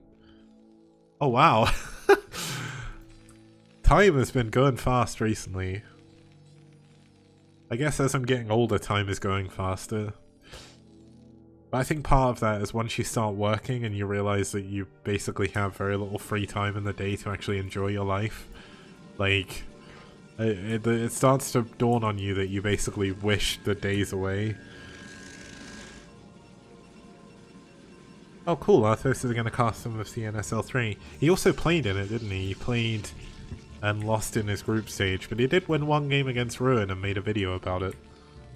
I think he cheesed him though, so I don't really think that counts. I guess it does count, but seems a little bit like not cheaty, but it's like I beat Ruin.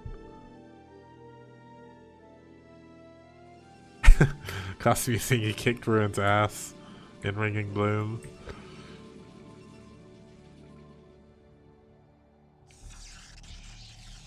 Oh yeah, LML, didn't you beat Beast in last season of STPL? Or am I imagining things? I mean, DeWalt beat Shine in like a 40-minute macro game on La Mancha, so here we go. Looks like we are going to have a Reaver drop coming into the main base here of Rheinmetall. Looks like we are going to have a dropship coming in at the other side. Both players going for drops here, but obviously the drop from our Protoss player hasn't done as much. Oh no, he lost his... Oh, he was trying to go into the main with his other two vultures. Now, if he sits them like right here, I think he should get vision over these minerals.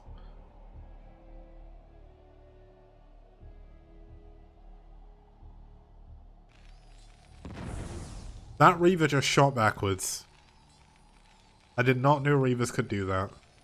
It didn't even turn.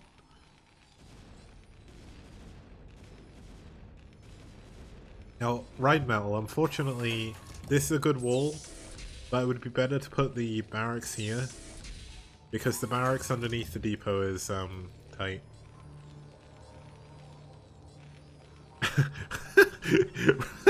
Rheinmetall just said in chat that the dropships just shouted "witness me" and flew into the dragoons. There was nothing I could do. Now we do have this third base up here. He is building a pylon wall, which obviously makes it harder for vultures to get in. It is protected by this mineral field. Now I do think it would be a good idea to clean these out so you can actually defend this base a little bit easier. You can actually drop tanks up here as well, and because it is so far away, if you run vultures here and mine everything, you can take out the base. But here we go. The Reaver coming in from the back. The egg does block the scarabs though. This Reaver is not going to be doing any damage. There's absolutely nothing for Rheinmetall to worry about here. And here comes the Wraith on the shuttle. Is he going to get the shuttle? Yes, he does. Wait. The shuttle died before that Zealot came out. I want like a replay of that just so I can like go really slowly. Because that Zealot should be dead, I'm fairly certain. It looks like we do have another dropship coming in, but unfortunately, a 2-tank drop isn't going to do too much on this natural. There is a way for the Dragoons to get down here to defend against it. I do have a replay of that, but that requires me reloading the... Well, I don't need to reload the replay again. But the Wraith obviously killing the shuttle, pretty good job of that. I've got the like restream chat open and the Twitch chat open, and I kind of feel like I don't need it. Because no one's typing in the YouTube chat or anything. Anyone would just be watching on Twitch, I guess, normally. It is good though, because I think it means like it automatically uploads my broadcast without me needing to do anything on Twitch, which is so much better. It's also a lot easier to download your previous broadcasts from YouTube than it is Twitch. Oh, looks like this tank drop. Not really too sure where to go. I did fly and noticed it couldn't really do too much, so he's going to come back and get repaired. Rheinmetall is a king. He said he's an 1800.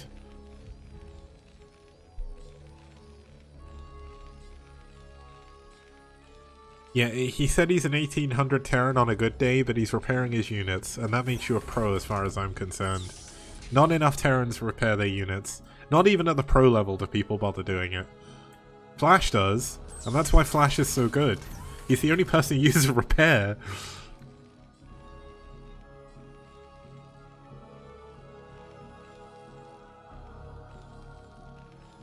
And yeah, I guess I'm going to have to donate to the STPL on Patreon to be able to view the replay. Now it is quite hard to attack into each other on this map, so I think we're going to have a few longer games on this map, because it does, as the game goes on, get harder and harder to push. Now, interestingly, he's not tried to expand here. I think that would probably be the easiest place to expand to, but it does get a relatively easy third gas when he wants to go for it a little bit later.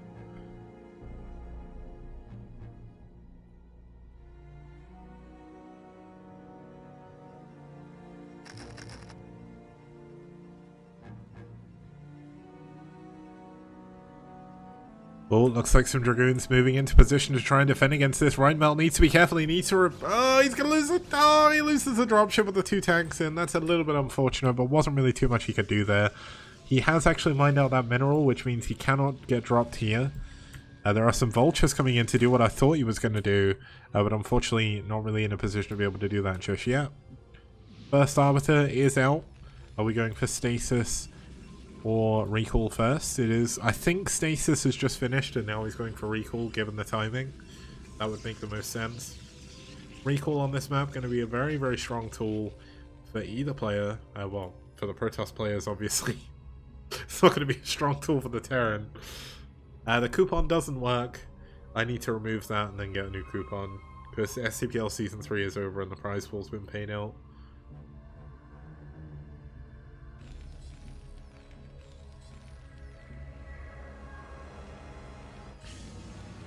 LML. Oh wait, LML Red have Cryarch, right? Is Cryarch the only Terran you have on your roster?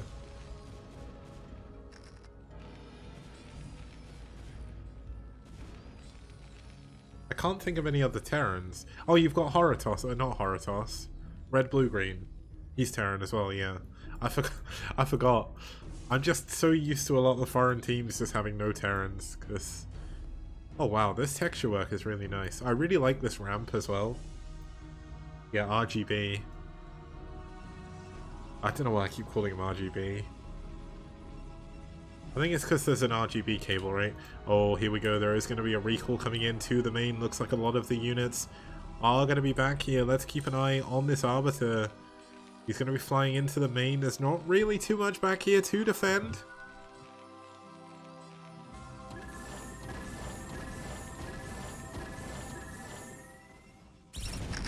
There we go, looks like he is going to be able to get into the main base here with a lot of his units.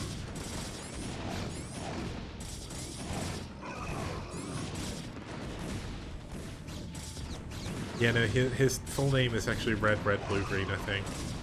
But this is actually a pretty good defense so far by Rheinmetall. I mean, a lot of his units were back here to begin with. The armory doesn't look like it's going to go down, but if it does, that's going to be a little bit annoying. He is only on 1 attack, so this 1 armor... Oh, it's going to go down, isn't it? Oh, that's unfortunate. Like, he scanned there, but he doesn't really have any tanks in a position. Luckily enough, he does kill the Arbiter.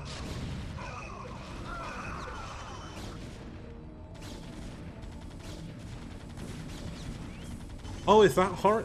Yeah, that's Horatoss, isn't it? I didn't even realize that was him.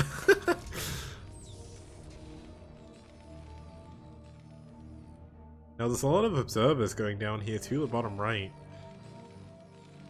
Apparently Lucky Noob made a facepalm emote for Mastery, aka Horatoss, who plays on red, so... Okay, so we do have 5 bases coming in now, I think, for Aeternum. 1, 2, 3, 4, yeah, this is going to be the 5th base. Interestingly, not bothering with the mineral only. I mean, it is quite easy for the Terran to push that base, but... Rheinmetall isn't really in a position to go and attack anyone at the moment. I mean, Rheinmetall is going to be able to tell... Like, oh, another big recall going to be coming in here. There we go, coming straight into the main again. This is so many zealots, though. This is basically a zealot recall. What the heck?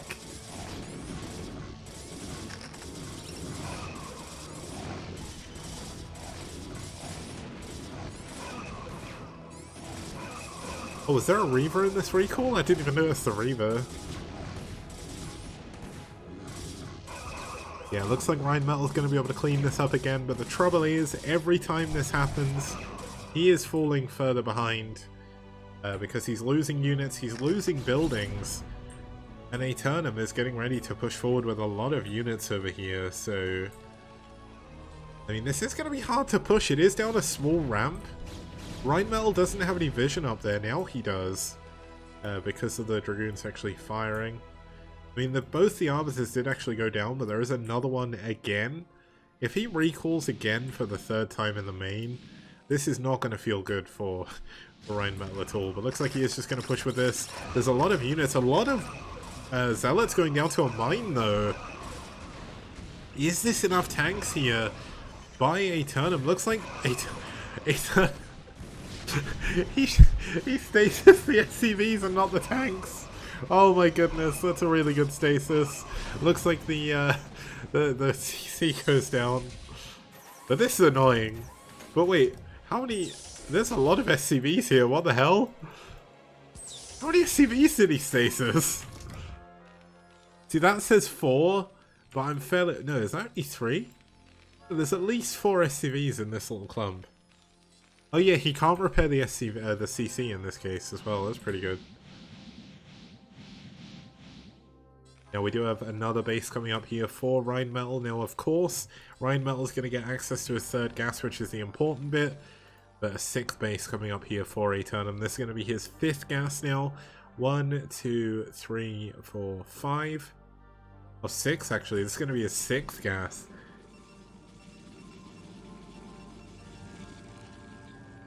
Oh, here we go. They unstasis this without me being able to see. Oh, they keep mining at the end of stasis. I didn't know that. I don't think I've ever had my SCV stasis before. Now we've got some turrets coming up in the NAT, or in the sort of 3rd base. There's not enough turrets in the main here for Rheinmetall, I don't think. Let's look at this. There's going to be another Arbiter coming in for yet another recall into the main. Thank you, Bonith, for the raid. Welcome. We just have had the STPL Season 4 announcement. We're just watching some of the games from the map contest that's left. But we're just about to see a recall coming in down here into the main base of our Terran player again. This is the 4th recall that's going to be hitting his main. And it's just very annoying. Because look, here we go. He comes in to the main base once again. I mean, there's not that many buildings left down here anymore. But the starport is going to go down. The vessel is not yet out at all. And now Rheinmetall is in trouble. Because all of his units, they're sieged up in the middle of the map. He's trying to bring them back, but they're getting stuck on the buildings as well. And this is one of his only scanners. Like, he has four CCs. Well, now he has 3.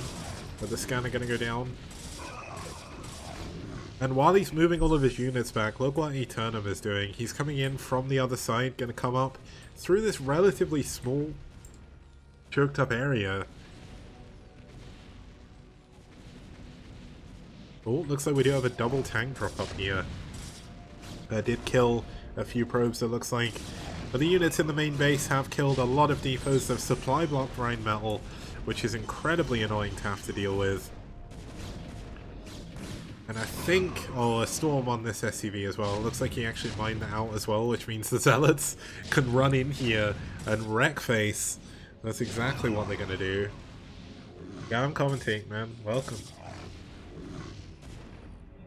There is a single Dragoon left from this recall, but the Arbiter is still alive.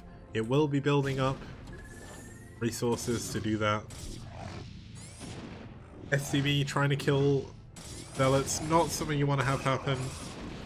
As a Terran player, he is going for a tank drop again, trying to get the Nexus. It's actually like 2 hits away from death, but it... Oh, no, it's 1, sorry. I misjudged the damage, but basically... I think it may be a little bit too little too late. Rheinmetall is very, very far behind where he needs to be. He does have +2 attack, but because he lost his extra armory earlier, he just lost it. And here we go, there's going to be another recall coming in. I don't even know what units he's recalled. Where the hell were they? Oh my god. His units are stuck in his main. That's why I couldn't find any of his units, because they're all over the place. But there we go. That was a win for our Protoss player on this map. When we get back after this short break, we'll be heading in to a different series. We'll go into the finals of Paradise, and then we'll see our final map of the day after that, which is Desert Dwellers. So, see you guys when we get back. Won't be too long.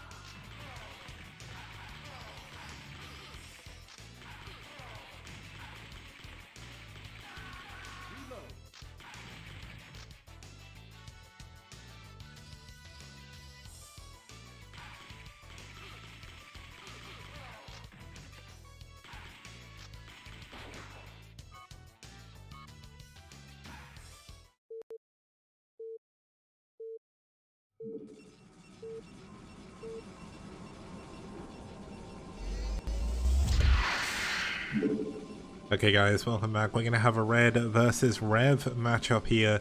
It is going to be LML in the final here against Aeternum. LML spawning in the bottom right, Aeternum spawning in the top left. It's going to be purple versus pink as well. And essentially we're hitting the kind of limit for how much I've actually casted recently. And my voice is slowly dying, so... It is another PvP. PvPs on this map, I get the feeling, are going to be relatively short because it is a high ground main. A high ground natural even and a low ground main.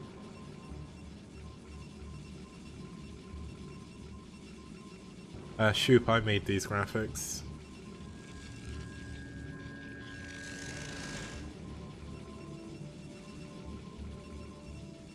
Good to see you both, by the way. Kingdom and Shoop, I've not seen you around for ages. It's good to see you guys back in the STPL as well. Shoop, I think you're still on Naz, right? And Kingdom, I know you're definitely on Naz. It's good to see you guys back. It's going to be a lot of fun to have you. Have some more Americans back in again. I don't think I think in Season 3, there wasn't very many Americans at all. Like, there was a couple, like Faust played a couple of times. Tai 2 played a couple of times as well.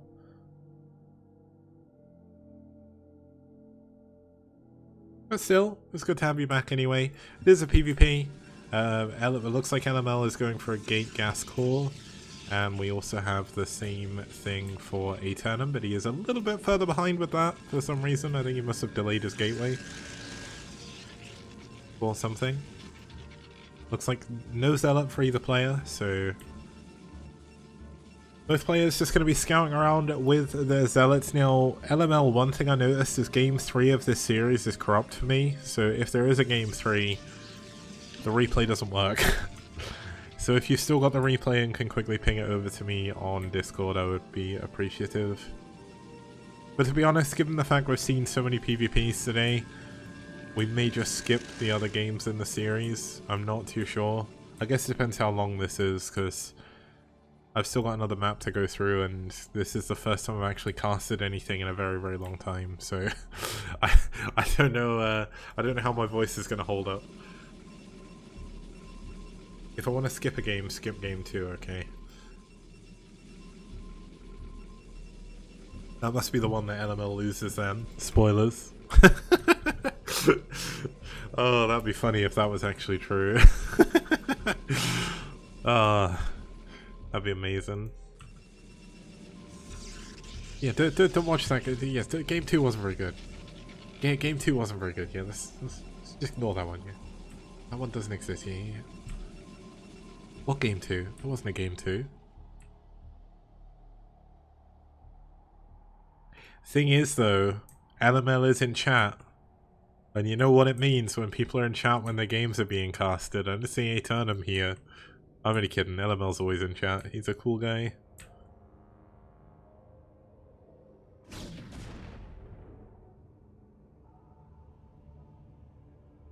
Oh my god, game 3 was... Wait, I saw how long game 2 was.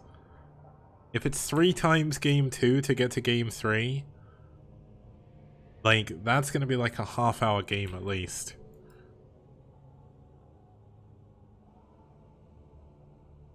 By the way, if you've not seen this map before, it's because it's essentially brand new for the STPL. It was made by Goswami. I think he made it before, but it's not been in any tournaments up until this point. So this is going to be the first sort of set of tournament games we're going to have on it. It is one of the maps from Season 4, and it is made by Goswami, as I said before, who is one of Castamuse's friends. Although it feels to me at this point the entirety of Korea is Castamuse's friend. So essentially if someone is Korean... It's probably Castamuse's friend at this point, and it's because he's such a nice guy, so...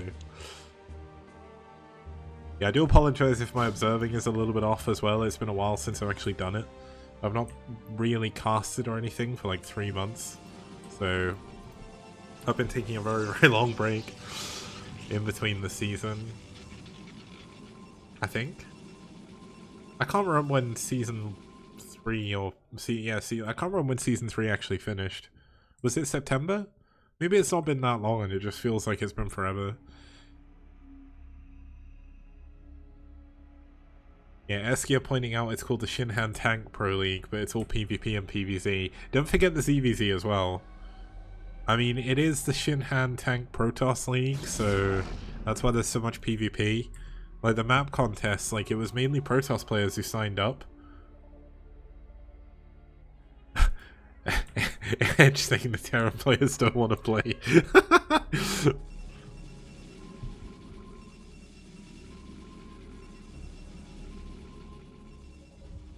He also says they'd rather complain that their race is too weak.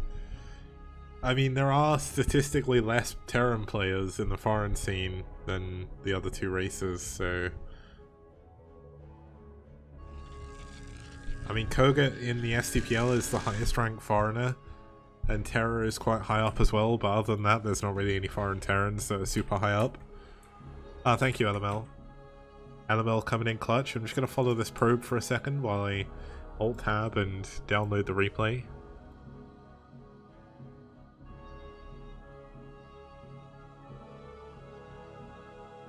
Yeah, it's gonna... I must admit, I've liked not having to cast. But I've also missed the routine in a way. And I've missed hanging out with you guys, so... It is going to be good to cast again when the season starts.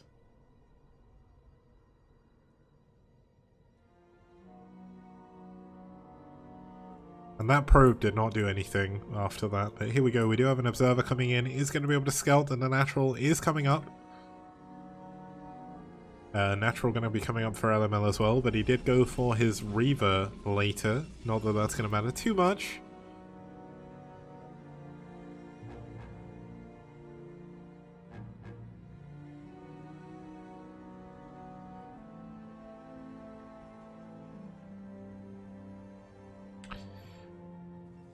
Yeah, Flash's Protoss is funny. Admittedly, one of the games Snow lost to Flash, it felt like essentially that Snow just messed up. And then the other one, he actually just got beat. Like, the one that Snow messed up, which was on Optimizer, Snow shouldn't have lost that game. He had the build order advantage, he had everything, and then rather than trying to defend his main base, he was trying to defend his natural against drops, and Flash came round and trapped his army. Flash played that incredibly well to win that game. And yeah, the trouble is, Flash is so good as Terran as well, and that, like, all the other top Terrans have either stopped playing, or they're not as good as Flash. Which is, like, Light is incredibly good, but he's not as consistent as Flash is. Last had to retire because of his wrists. Mind, unfortunately, kind of fell off a cliff with his games. Like, he doesn't play as much anymore, so he's not as good. Fantasy retired, never came back, became a LoL coach for some reason. Later is doing a lot better now. Sorry is doing really well. JYJ is doing really well. And Ample is doing really well, and so is Rush. But the trouble is that they're good. Like, they're good, but they're like essentially, if we were to look at Pro League times, they're like A-team Terrans, they're not S-tier. Like, the S-tier Terrans back in Pro League were Fantasy, Flash, Light, essentially. Even Last was like an A-tier Terran at that point, but they're gonna learn the hard way that you can't Reaver through this. I don't think you can Reaver through here.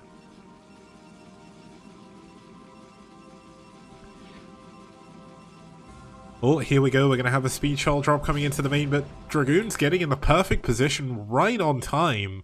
LML doing a very, very good job. He's had a lot of PvP practice recently, and it really does show. LML played in, I think, every single one of the map test tournaments, of which there were 6, and the vast majority of his games were PvP, so LML is going to be a PvP master in Season 4.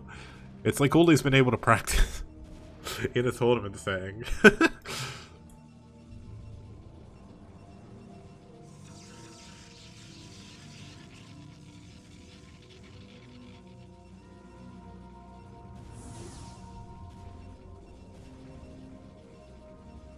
Apparently in BSL, LML's only getting PvP as well. Just think of how good at PvP you're going to be, though. You're with the PvP master of STPL.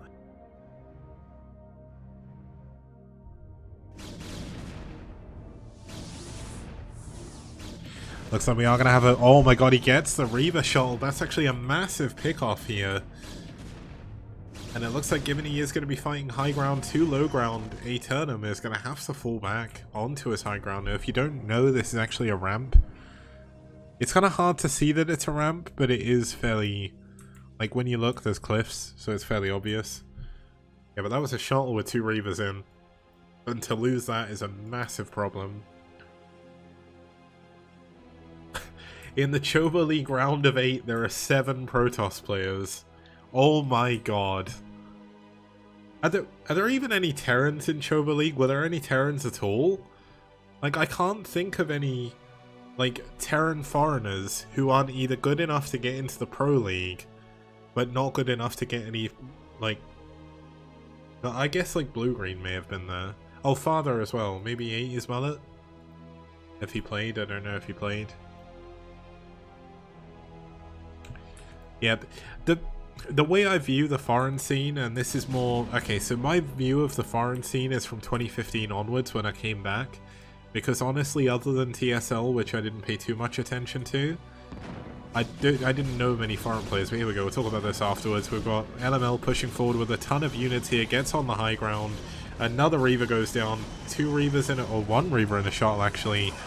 I don't even know why he bothered picking that up. But it looks like he is just going to be able to push through here. I don't think he's going to be able to do too much whatsoever. Another Reaver coming out here, but 1 Reaver is not going to keep you alive unless you've got the Reaver upgrades. But unfortunately, Reavers can only be upgraded so much. All of the units going to go down. And with a very, very well-timed push here, looks like LML is going to take game number 1. Yeah, essentially, like, the foreign scene to me, at the top, there's like 3 Terrans who are like obscenely good. That's been getting better recently, like with Medinio coming up, really showing his strength. But like, when I first came back in 2015, you had Terra Dandy and Koga, that was it. Like, it was rare you ever saw another Terran. Like, if you did, it was like Marwyn and Gargoyle. And they were okay, but they weren't like the same level.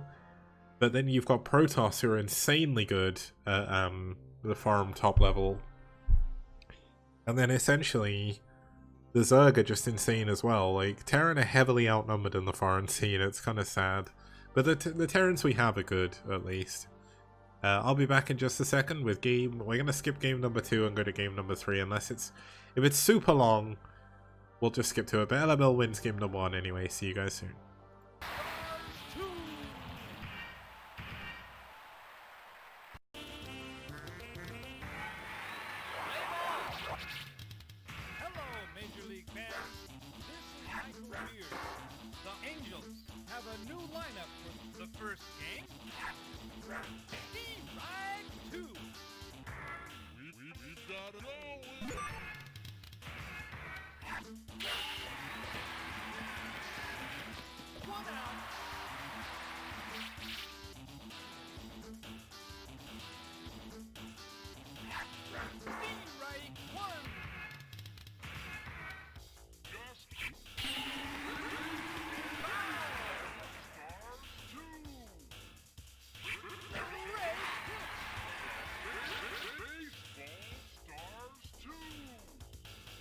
There's the pitch.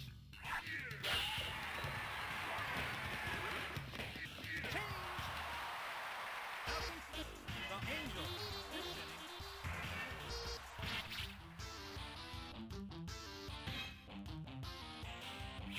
Ball. Speed right 1.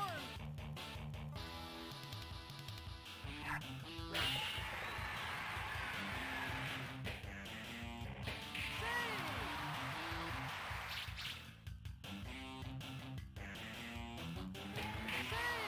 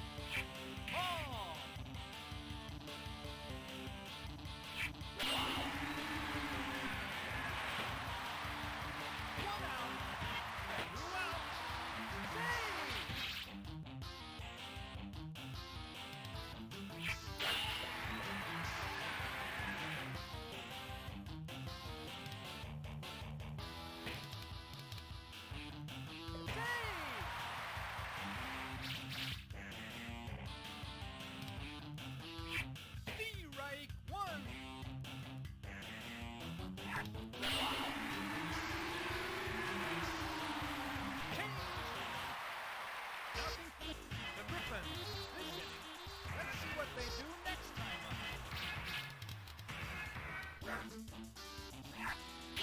Foul! There's the pitch. He got it. He won. He got it. It's a home run!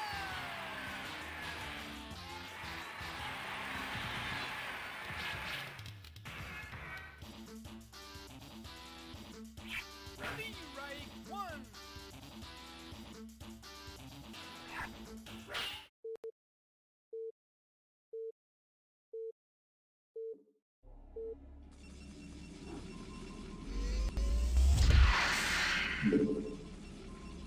Okay guys, welcome back. We're going to be heading into game number 3 of this series. Looks like Aeternum did win game number 2. I am skipping it just so we can get through some more games on a different map as well. It is going to be another PvP. Starting us off here in the top left hand corner is going to be our blue Protoss player fighting for Rev. It's Aeternum. And in the bottom right hand corner in the red, fighting for red, it's LML. Now that game in the break was Baseball Stars 2. It was arguably one of the best games on Neo Geo. It is incredibly good. I am so bad at it, but it's really fun to play. Like, I don't like baseball as a sport too much. Like, I can't sit and watch a baseball game, but genuinely I love playing baseball games. It's so strange.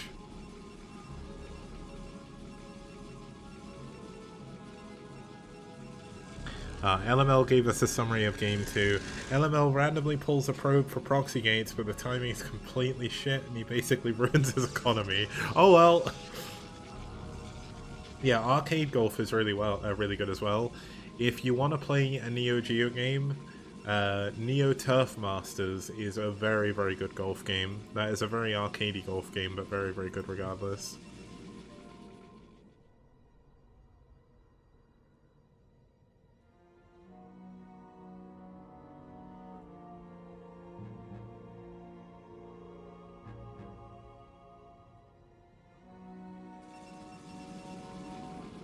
Yeah, it looks like we got Gate Gas Core for Aeternum. LML doing the same thing again. Mirror builds in a mirror matchup in the STPL. Is there anything more different? Can't find the arcade fishing game for PS4. Funnily enough, I actually I was gonna play and make a video for the break for Sega Bass Fishing on the Dreamcast, because they re-released it on Steam and I bought it when it came out, but I've never actually played it. So I want to see what it's like. I also want to boot up Seaman if I can on MUVR and see what that game actually is. But I thought one of the reasons I decided to... I could be Sega Bass Fishing then if it was a Dreamcast game. One of the reasons why I decided to sort of record myself playing different games is A, to kind of introduce you guys to other games, and also because it's really easy for me to record myself playing and enjoying myself. And it's really easy to edit as well, so it just means I can fill the breaks with a lot of different stuff, which is very important because it makes my life easier.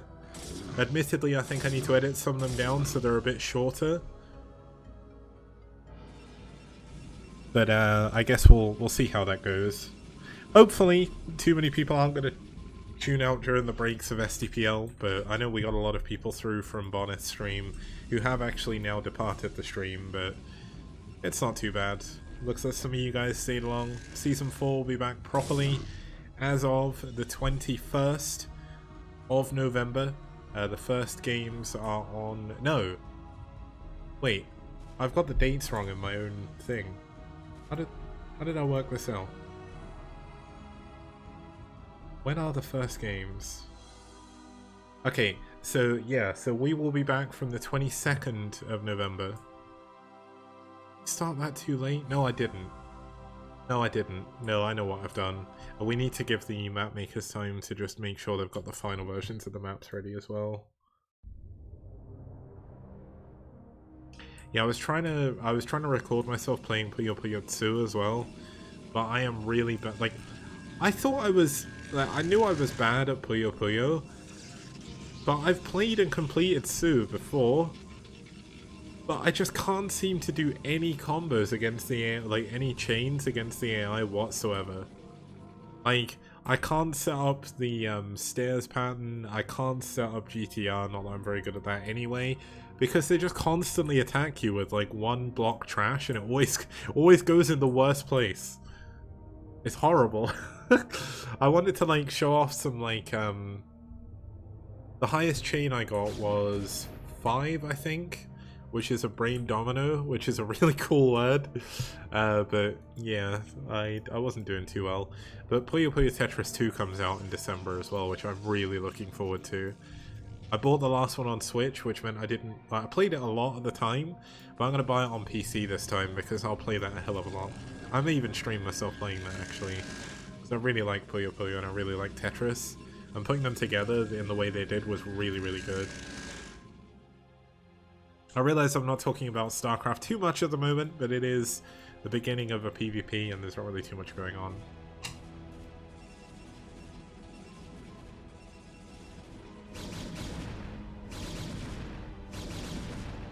Guessing this doesn't have the 10 armor, given how quick that died.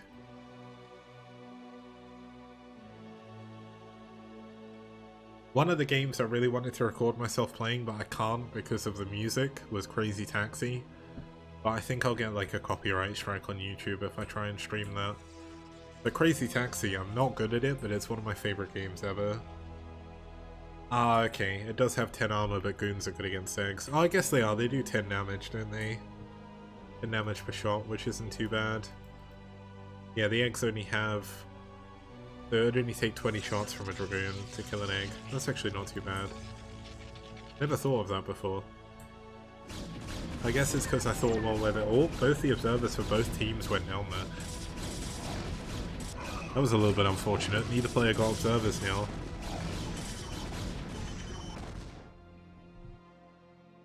Yeah, one of the PS1 games I played it, well, I didn't play it, well, I did play it, but then one of the games you saw was Jumping Flash. It was one of the launch games, I think, for the PlayStation 1, and it is like, I only ever got to play the demo as a kid, because we never owned a full copy of it. But as soon as I got, like, older, and they re-released it for PS3, I bought it, and it's still one of my favorite games of all time. It's so unbelievably simple, and it is relatively laggy, because it is like one of the first 3D PS1 platformers, but there's never been a game like Jumping Flash since, other than Jumping Flash 2 and 3, and Robit Mon Dieu I think it is, which was Japan only, and there was like a weird party game version of it as well, but there's been no platformer like it since. And now VR is the thing they need to do. Here we go, looks like LML is going to be pushing forward. Aeternum using his pylon as a little bit of a stopgap here, but is it going to be enough? LML with a very strong army, but of course the defender's advantage should come in here. But looks like a lot of Aeternum's units getting stuck behind the Nexus, not really helping out too much in this engagement. Oh, but there is a Reaver at the bottom of the ramp now, and this is going to be doing a lot to help out. Looks like it's done a lot of damage already. There should be about 2 or 3 kills, I think, on this already. And Aeternum should be able to hold on to this. It is risky, but both players trading a lot of units away. And overall, I think that's actually a really nice trade for Aeternum. He's spending his money a little bit better than LML as well, because LML is saving up, or he was saving up for the Nexus. Is he going to double expand? Or is he going to add a load of gateways on? Where did his money just go? Oh, he must have just finished 2 gateways or something. Going into 3 gate now.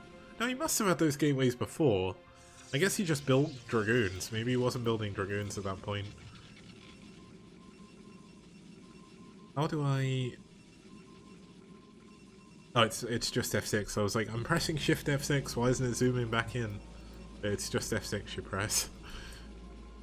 Now, one interesting thing about that engagement is, of course, Aeternum losing his Observer, which means he doesn't have any vision on LML's side of the map at the moment. He doesn't have any vision for any possible DTs, and he's actually gone for 3 Reavers before a shuttle here.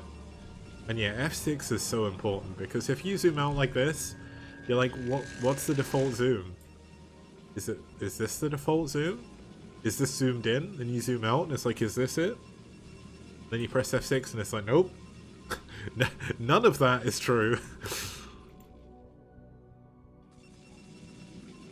LML has got his units in a really nice position to try and intercept drops. I would actually like to see maybe a Dragoon up here as well. But he knows what his opponent has, and he knows he's only just now got the shuttle, so...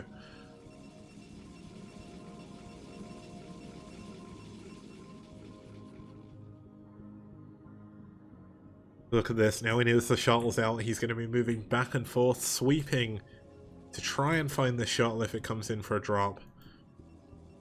He's going to head up to the other side of the map as well, just to kind of keep an eye on this third base location to make sure the shuttle's not coming in, because he didn't actually see where the shuttle went. Now this could be a little bit of a mistake here, because your units are wildly out of position against Aeternum pushing down from this high ground. In case you didn't realize, this is actually a ramp, so it's kind of... Is this low ground? I don't know if this is low ground or not, maybe it's not. But it looks like... Oh my god, that Scarab just killed 4 Dragoons. Oh my goodness. The shuttle, though, is kind of giving itself up as tribute here. Looks like Aeternum not getting the best engagement. He got some incredible Scarabs. And both players did lose their Reavers at least, but LML definitely getting the better end of that engagement.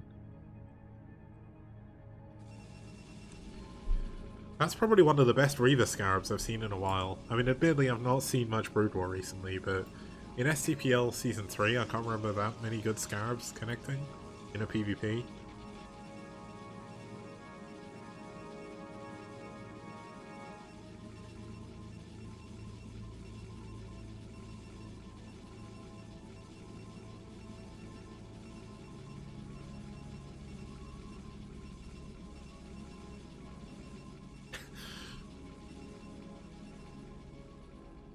Okay, so we have 2 bases still for LML, 2 bases of course still for Aeternum as well. Aeternum actually going to keep this egg up, and that's a good idea because it blocks any Reaver Scarabs going through.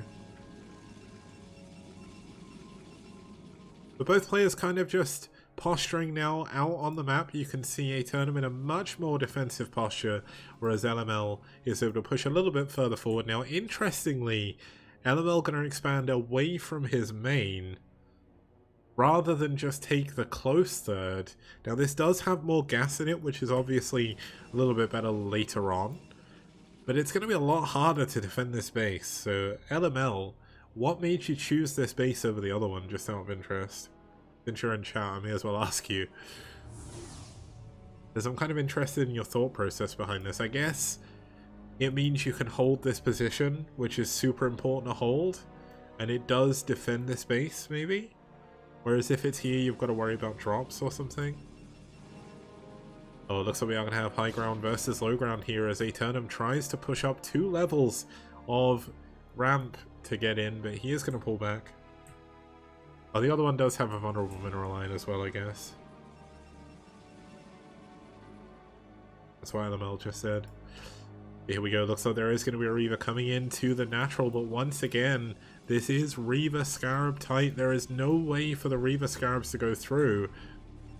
So if he wants to do anything, he is going to have to go through into the minerals, and that's exactly what he's going to do. He's dropped too many times there before to know it doesn't work. Oh no, the Reaver Scarab, oh, the Reaver's going to go down! Wait, it's not tight. That isn't tight. I didn't realize, but here we go. Engagement coming in the middle. Looks like 2 Reavers over here going to be doing a lot of damage for Aeternum. LML is not taking the best engagement here, and with 1 Reaver over on the left-hand side of the map, unable to do too much. This is definitely not something that he is looking forward to. The Reaver is getting attacked as well, so it's not going to be able to sit there. It's got no Scarabs. LML looks like he is cleaning up some of the units pretty well, but there's a Reaver left, and that's going to be doing a lot of damage to these Dragoons. But somehow, It looks like he's traded okay, but he's definitely not in a good position now. And now with his third marooned in the middle of the map, I don't know if he's going to be able to hold on to this. Let's check on these Dragoons. Okay, they are on full health. I was going to say, if he gets another, like, crazy Scarab, that would be really, really good for him. But it looks like he is going to be able to hold on for now. He is down in supply. He's up a base, though. And that is something that Eternum does not have the minerals for just yet. And I don't think he's scouted that base either. So he is going to be able to get away with this for a little bit. And this could help give him the win. We saw Flash take a win over Snow with a hidden base.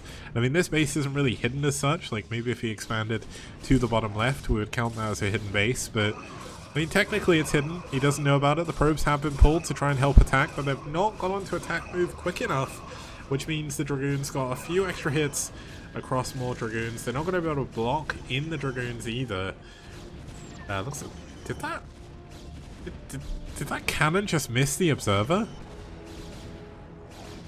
Does high ground work over cliffs for... Have I just never seen that before? Have I never noticed that before?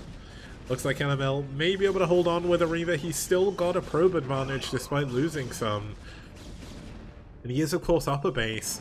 And that's another good Scarab. And of course, LML can expand to a fourth base as well if he wants to. The things are still looking up. Oh, okay. So is it just the same as the 1 in 256 chance of just missing in general? Like a ground unit versus a ground unit? I think it's 1 in 256 or something like that. It very, very, very rarely happens, but can do. Oh, I guess it... Oh, it looks like the base has been scouted. And unfortunately, he didn't mine out this mineral, so he's not going to be able to get these probes away. But this is going to mean that Eternum's units are going to be trapped down a ramp. But look at the amount of Zealots coming in behind this to try and shore up this attack. This is going to be a lot of Dragoons, but Dragoons against Zealots is not exactly what you want, especially when they have speed. It's so hard to micro them properly.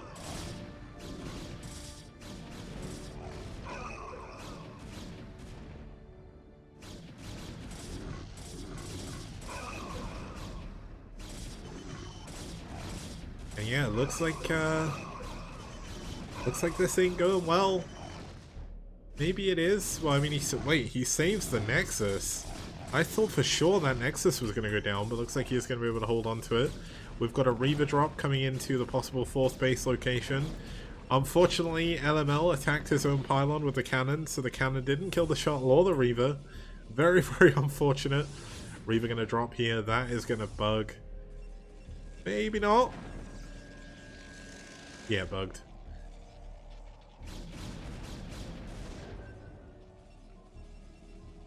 Yeah, that's a ramp for ants. This is actually, I think, slightly smaller than a normal ramp, which makes it harder to attack this base. But it looks really cool. I like the... I know that Freakling doesn't like the new ramps very much because they are very buggy, but genuinely, they're really, really nice to look at. I mean, that looks really, really good. It looks like steps going down.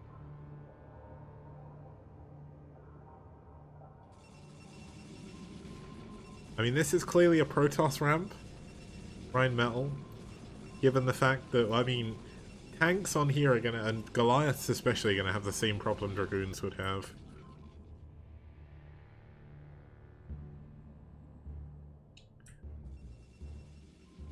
Yeah, even this ramp looks good. This is weird, because I can't quite work out if this is low ground. I need to ask Freakling that, because he can check for me. I think this might just be the same terrain level. Or maybe it's not, actually. Maybe this all counts as, like, the lower part. You know what? I don't actually know.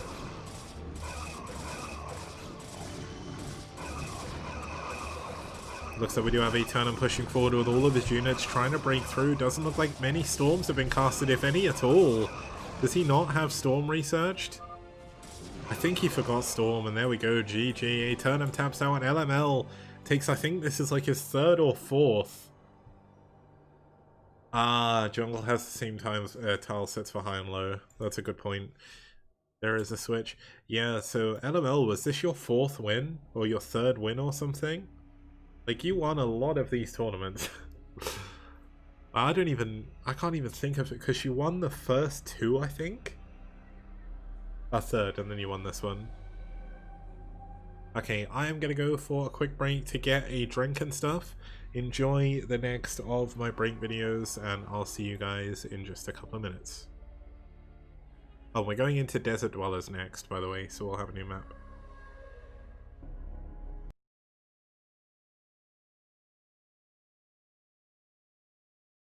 If you're watching this, you're watching the STPL. Hopefully you've been enjoying what you've seen so far. If you want to help me make more STPL content to bring more tournaments to you, please support us on Patreon, which you can find up here.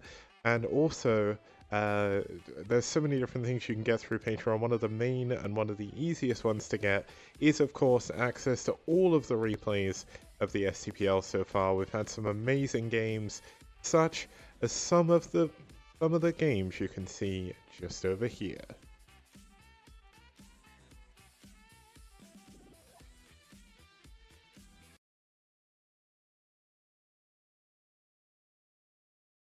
Ridge Racer!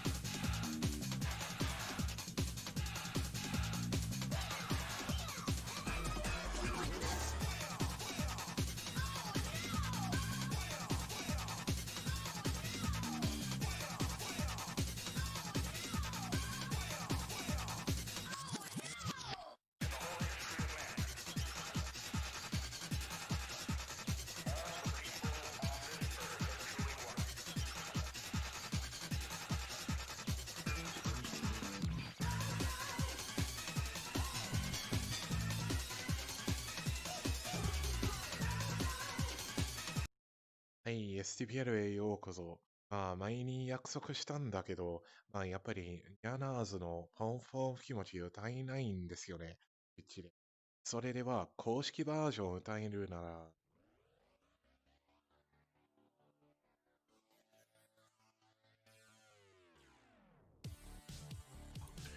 Okay, guys. I did skip.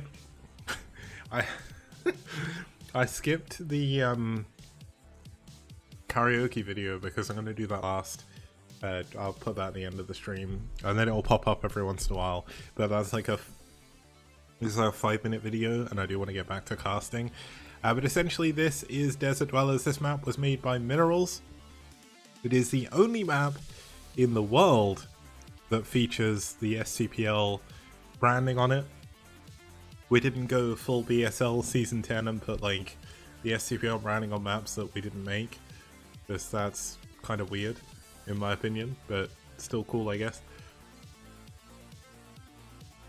But Mello made this map specifically for the map tournament. The early version of this map did not look like this. It had the same idea, but with a lot of coaching from Freakling, Mello has made an incredibly beautiful looking map here, and I am incredibly excited to watch games on it. It's in the map pool for season 5. So we are going to have it's a best of 3. Look at the bottom middle bridges.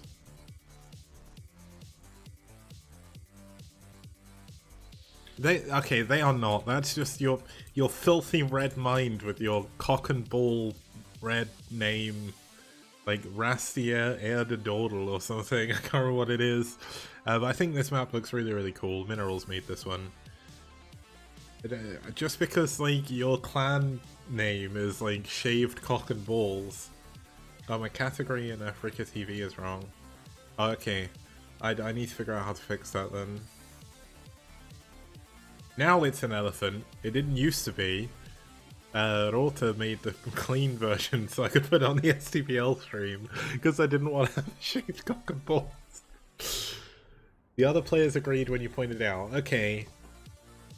Maybe I'll tell Minerals to update that so it doesn't look as much like that, but to be honest, you're never really gonna see it like this. Like, it's not often you'll get to see it like this, so I think it's fine. Also, there's nothing wrong. There's absolutely nothing wrong with a wiener. As long as it's not lewd, it's perfectly fine. If you're into that, it's all good. If you want to look at it that way, you can. If you want to look at it like bridges, you can as well. I'm going into that conversation and there's 69 viewers right now. Like, who did this? Like, who timed this so well? But either way, let's get into we're gonna start with game number 2. Game number 1 was incredibly long, and I want to cast all of the series, so we don't really care who won the first game. We'll care obviously if game number 3 comes in, but yeah, let's get into the game. It's Spaniard versus Rheinmetall, a TBP on Desert Dwellers.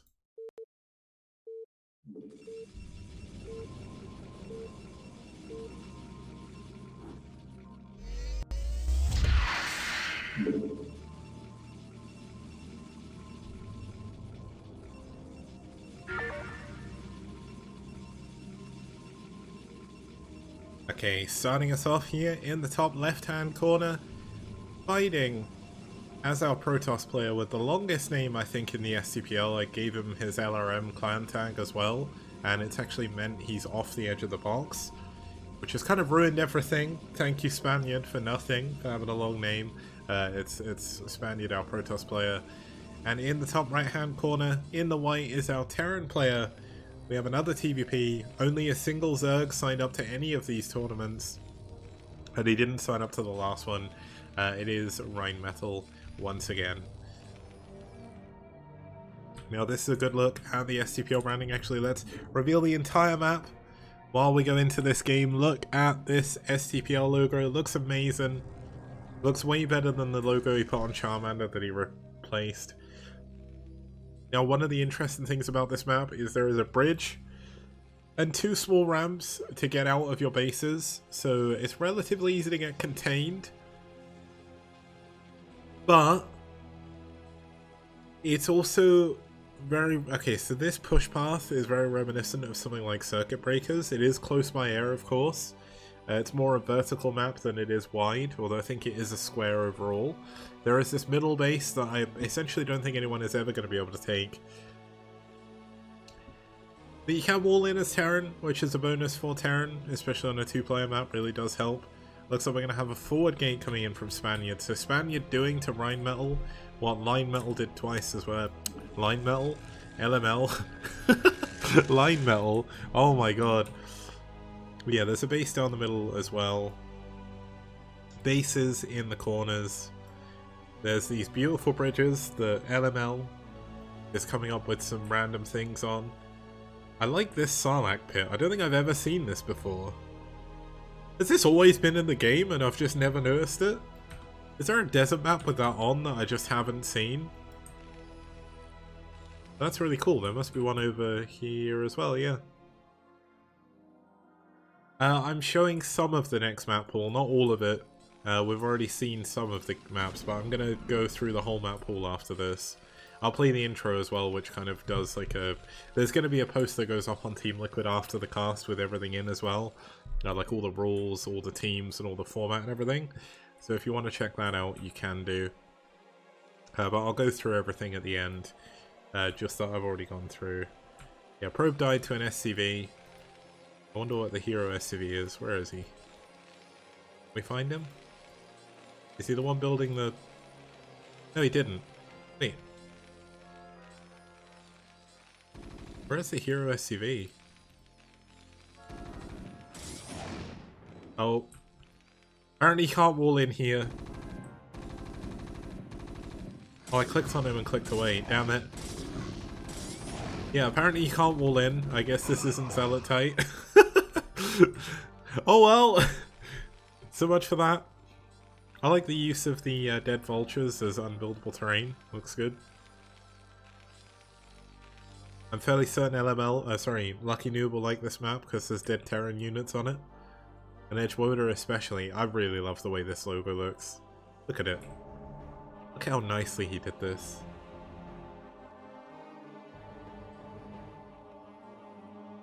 Okay, that's a little bit weird.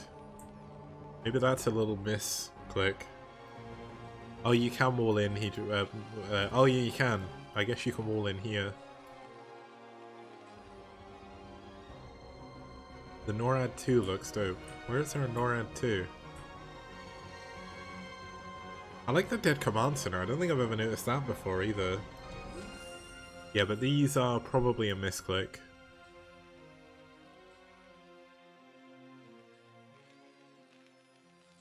Oh, in general, yeah. There is a map with the NORAD 2 on in the STPL map pool, I think. Might be Tears of a Goddess? No, it may have been on the last map pool. There was the Twilight map with the islands. What was it called? I've forgotten. Yeah, I don't think there's any NORAD 2s here, but I really like this. I also like all the dead bunkers. Like, you could imagine if this was a real place, they would actually have bunkers here to defend these locations, but... Did you get yours at Tracy's? Well, did you? Punk?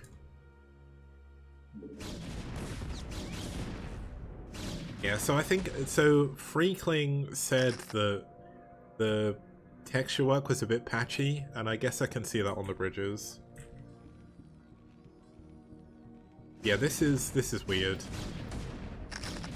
Lucky Noob, if you can, could you clip this so I can show minerals? Because he's probably clicked on the wrong texture or something. Oh, but looks like we are going to have a push forward from Spaniard. Rheinmetall doesn't actually have that many units. This could be the end of the game right here, right now. There's so many Dragoons here. There is a mine. Oh, that mine, is it going to go off? No, of course it isn't, because Dragoons are good. But it looks like the command center is going to go down. I think Spaniard is going to win this game now. Rheinmetall did actually win game number 1. So this is going to take us to a game number 3, I believe. I've definitely got a thing for game number 3, so... Yeah, but it looks like this game could be very much over. We've got a lot of mines being placed in his main base. Siege mode is not yet done. He was trying to go for a mine expand, but unfortunately it didn't work too well. It was a forward gateway, so this can happen. Yeah, now there's even more Terran scrap on the map. Oh! Is this Bisu? Is this Bisu? Oh, has he got mines? No, yeah, he doesn't. Okay, not quite Bisu. Yeah, there's too many goons. The SCVs have been pulled, there's no... Oh, that was a nice mine. But there's not really too much you can do when this many goons are in your base.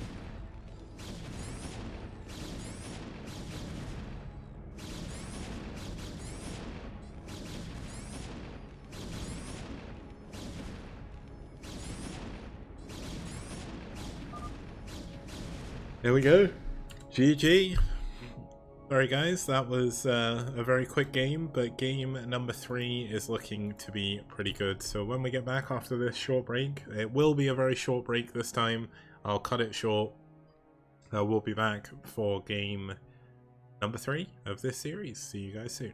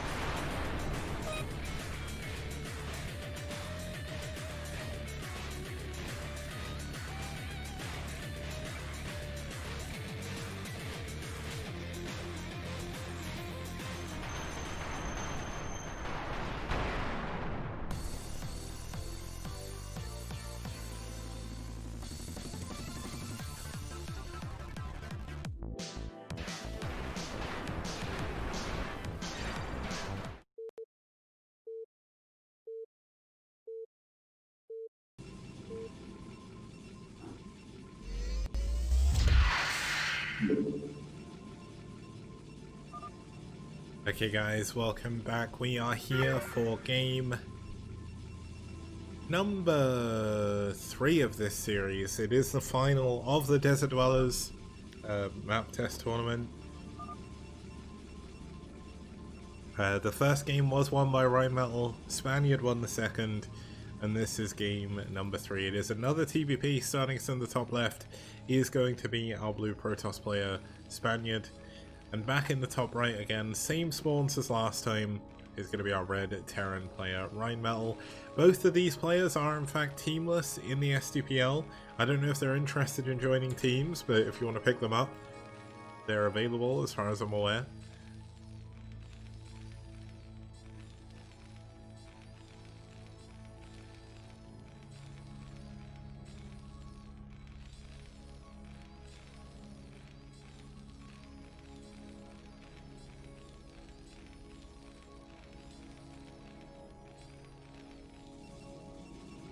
Now, as I mentioned before, this is kind of the announcement, well, it is the announcement of Season 4 as well. The post will go up on Team Liquid after this. But overall, we've had some pretty good games to show off today on some of the newer maps as well. I mean, the craziest game was LML versus Fisheye. I love this texture work. I love it. It looks so, so good. I know it looks a bit blocky, but that's just how Brood War textures work, so can't be helped, but I just love this pattern. And I love this pattern. This is the real pattern right here. Look at this. This map was made for this tournament, made for the map test tournament specifically. He has put so much work into making this map really, really good. And as soon as I saw it, I was like, well, as soon as I saw the finish one, I was like, I'm gonna have to put this in. The thing is, every map that made it to the final of the STPL map test tournament, there was 5 of them. I put all of them in the map pool because they're all so good, and essentially I couldn't pick. I was thinking like maybe I should not put all of them in because it'd be a little bit unfair on the players to have fully new maps. And I thought, you know what, the map makers have put so much effort into these maps that I can't not put any of them in. The only one, basically the only map that I didn't put through was a map that Ducado made. Now Ducado is actually one of the better known foreign map makers, and I'm not going to say anything bad about him technically, but essentially what happened was we put a map through of his that he didn't really want to go through. He submitted it, but I think he was hoping his other one would go through, but me and Freakling didn't really like it very much when we were judging. And because he is very security conscious about his personal information and everything, he doesn't have a Discord account, he doesn't have any social media of any kind to be able to contact him, so we had to PM him through TL. Freakling gave him a list of stuff to change, and then for 4 weeks we heard absolutely nothing back.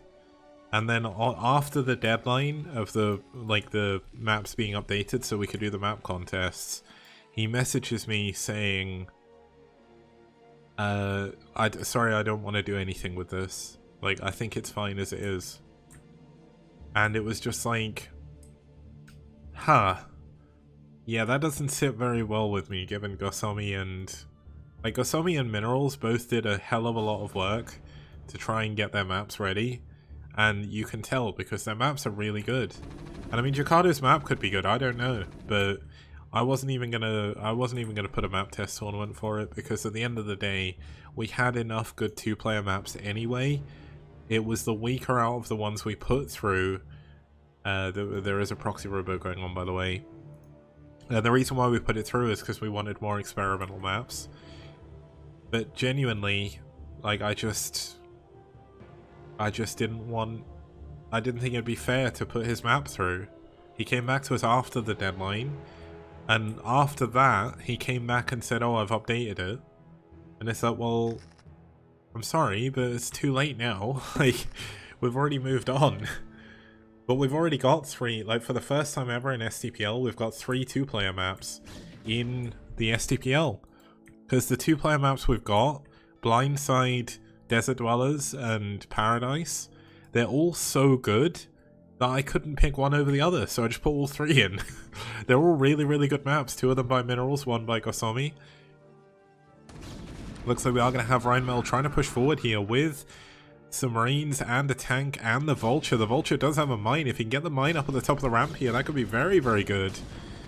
But looks like he is going to be pushing forward, but he doesn't know about the proxy Reaver. Now here comes the mine getting a load of damage down. This is actually going to be a Terran army into the main here of Spaniard. A lot of these probes are going to go down. Nice micro by Rheinmetall as well to keep his tank alive a little bit longer.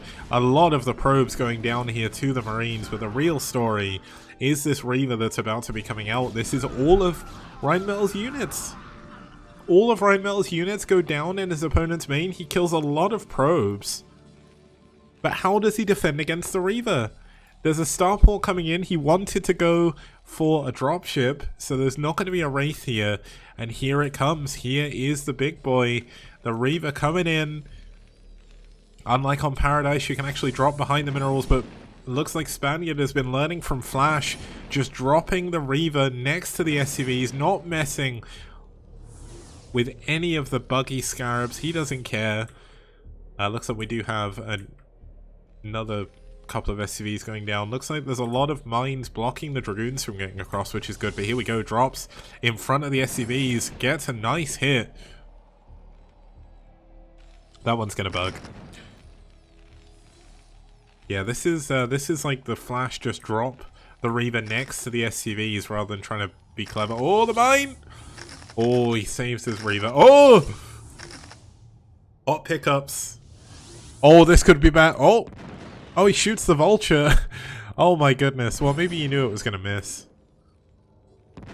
Looks like we do have the Vultures finding out the stuff down here. There is a Wraith now, which means this Reaver is no... Oh, no, this is not going to be good. Oh, but the SCVs get away! Nicely done. He is going to be able to get another couple of SCVs, but this Wraith will eventually be able to clear this. Oh, he's actually going to go for the depots. This is a very, very good choice. It's so annoying. That's 200 minerals worth of building, and it's going to supply block Rheinmetall as well. Oh, he's actually just going to let it burn. I think he misclicked. You should probably click back on that. Oh, he's out of scarabs. Oh, he thinks it's dead already. Oh man, that's very, very sad. 69 health on that depot just then. Nice. Oh my god, and he saves his pylon. Oh my goodness. That Reaver came out at the perfect time. Oh no! Oh, that shuttle is so close to death! No way is he going in with another shuttle here. There's no way. That shuttle is going to be forfeit, but there he goes. He goes in. He's going to drop on the tank. Picks up again. Spaniard with the killer shuttle micro there. Oh my goodness, that could have been a lot of kills.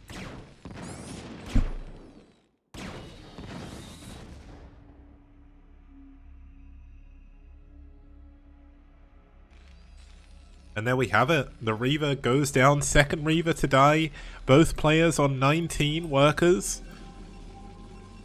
And things have evened up. This is a very weird game. Looks like both of those depots did go down. He didn't get a chance to repair them. He must have thought they were dead already.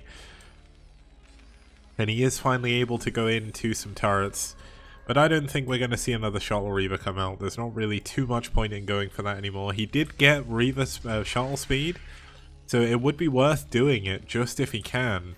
But he's not really willing to risk losing any more at the moment. His economy isn't great. And yeah, they're back on even workers, both on the same number of bases.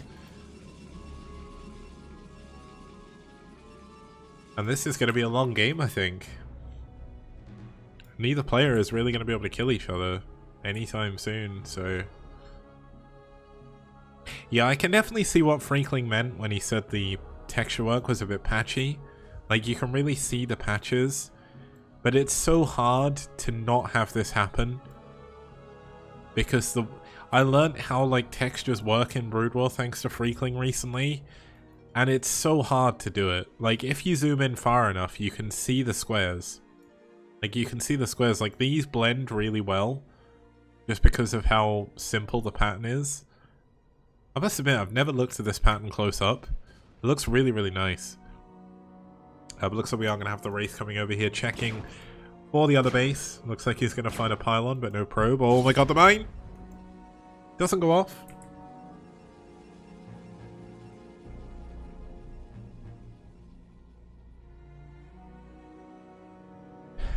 looks like we are going to get a shuttle from here. I don't know if he's going to go for a Reaver, but a shuttle definitely worth it. Are we going to have the dropship that I was expecting him to go for earlier? Looks like he's not. Oh, he does have one. He's not using it just yet, though. Now, because of all the debris, there is no drop spots here, which is good. Looks like a Terran did try and drop here at some point, but it did die. There's also one here that got dropped in as well. I don't know if maybe that's the wrong part. It feels like maybe there's a piece missing from this. Maybe there just is normally. Wraith coming in here. Oh, that's a dead factory. And isn't that like a... Isn't that like a brand logo in Korea?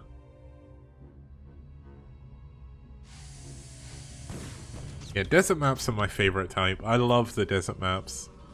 I really do. Here we go. 2 vultures dropping in the back. They are going to lay some mines.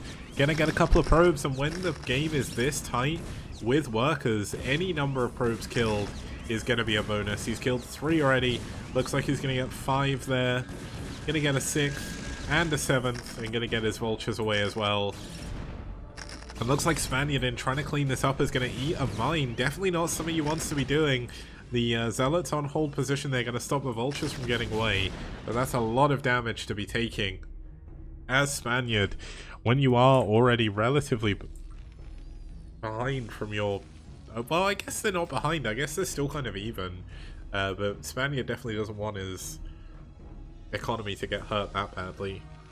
When you are so even after a weird opening from both players as well. Now it looks like we are going to have the second wave of the drop coming in. I do wonder if you can drop a ghost in this place. If you can, that would be incredible. Drop a ghost here, nuke here. See everything explode. That's what we want to see. More ghosts. Where is the Ghost King? I'm holding up the Ghost King signal. But not working. He's not here. Yeah, you can never tell. Like, I'll tell you one person who could tell, it would be Freakling. Freakling is so unbelievably smart when it comes to map making. Looks like the dropship tried to go into the third base, didn't really find too much to do. You can't drop up here either. You might be able to drop a ghost here. But basically, Freakling knows everything about every single tile. Like, he taught me how to do blending and like how to do textures and stuff.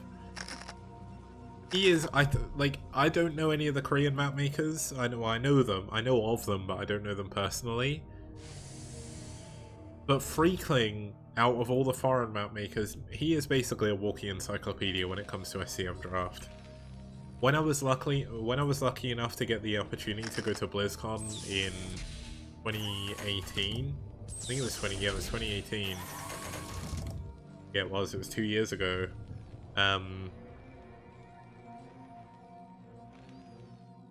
Basically, I got to meet the creator of SCM Draft. His name is Henrik. He is a really nice German guy. But one of the funny things he said to me was, whenever he does anything with SCM Draft, Freakling is always on his back to make sure it's done properly, and Freakling has asked for so many features for SCM Draft. Freakling is like the king of foreign map making. And when it comes to SCM Draft, he's probably the person who's the most well-versed with it in the entire world, I would say, outside of Henrik.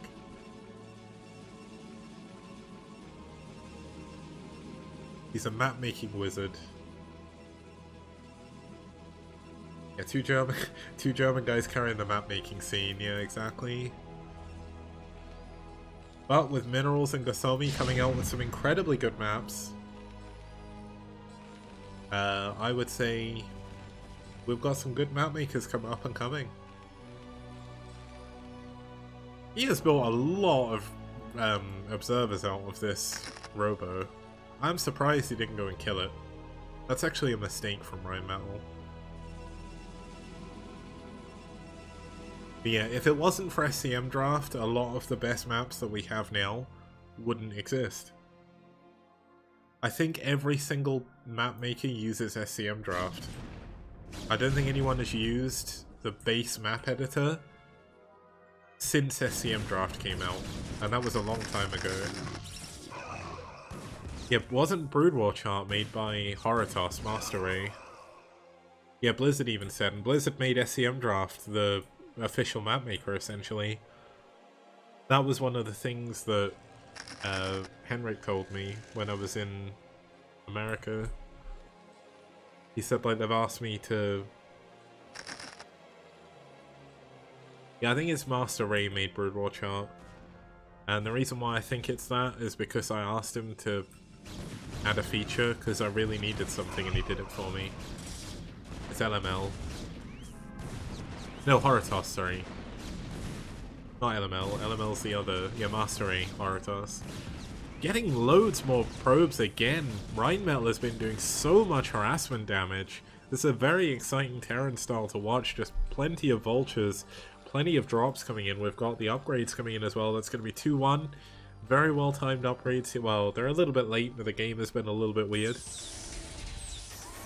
But essentially, Rhinemetal is showing why it's hard to push. Like, how does Spaniard get into this base? He goes up 2 ramps. He goes across a bridge. That isn't going to work. You need to either mass expand, go carriers, or go for recall. Now, we are going to have our first Gateway Stargate coming in.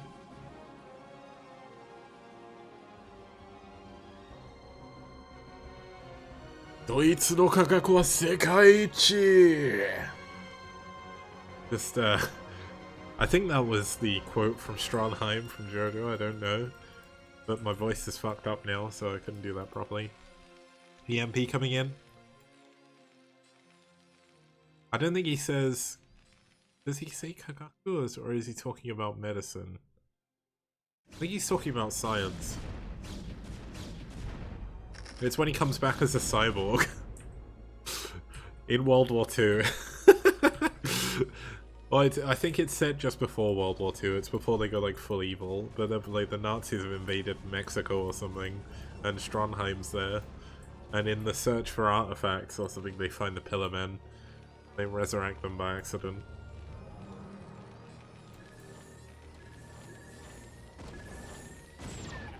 JoJo is just batshit insane. I love it. Oh, mines. Is he going to run into any of them? Looks like he's going to sack a couple of units into them. You have observers. Why do you need to throw... This happened in ASL as well. Like, you've got observers. Why are you losing units to mines? It doesn't make any sense. He had an observer right there. Like, look. Why? Just sweep the map with an observer. You bought like 4 of them. It's not like he doesn't have any. Like, there's one here. There's one here. There's one in the main. And there's one here as well. And he's still losing units to mines.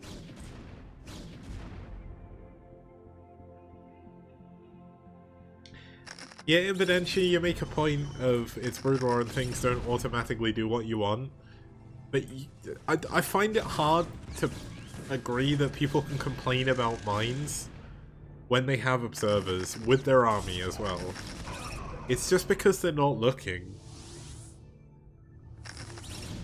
I think with the ASL level Protosses that lose the Dragoons, a lot of the time it's because they don't have an observer with the units, and that's probably because they're doing something else. I get that. But when you're just running around with a big army, even if you get the range upgrade, like in a game like this, it's 20 minutes long. Like, if you get the range upgrade for the sight on Observer, like, there's no excuse to lose units to mines. Also, a lot of the mines that Pro-Terrans place are usually in a place where if you don't break through them quickly, you're going to lose all your army to tanks anyway. So that's part of the problem, is you kind of have to run through the mines, and that's why they run all their zealots into them and they all die. But Spaniard coming down to the bottom right-hand corner for some reason. I'm not really sure what the plan is with this, but another 4 vultures are going to get in here. Is the mine going to blow up? No, it is going to get killed though. But this is more and more kills getting done by Rhinemetal.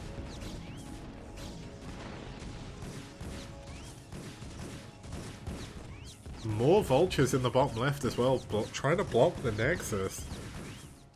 Looks like Spaniard's units got very, very far out of position. He's still not cleaned up these vultures. They didn't kill anything. But still very annoying. They're back on even workers again. Rheinmetall is building up like the ultimate tank ball. This reminds me of the game on, I think it was Lost Temple or Python, that Boxer played. Like, there's a replay of it or like a screenshot. I don't think it was a pro game. I think it was like a ladder game on like either Brain or IC Cup or whatever he's playing on, where he's like, this is many tank, yes.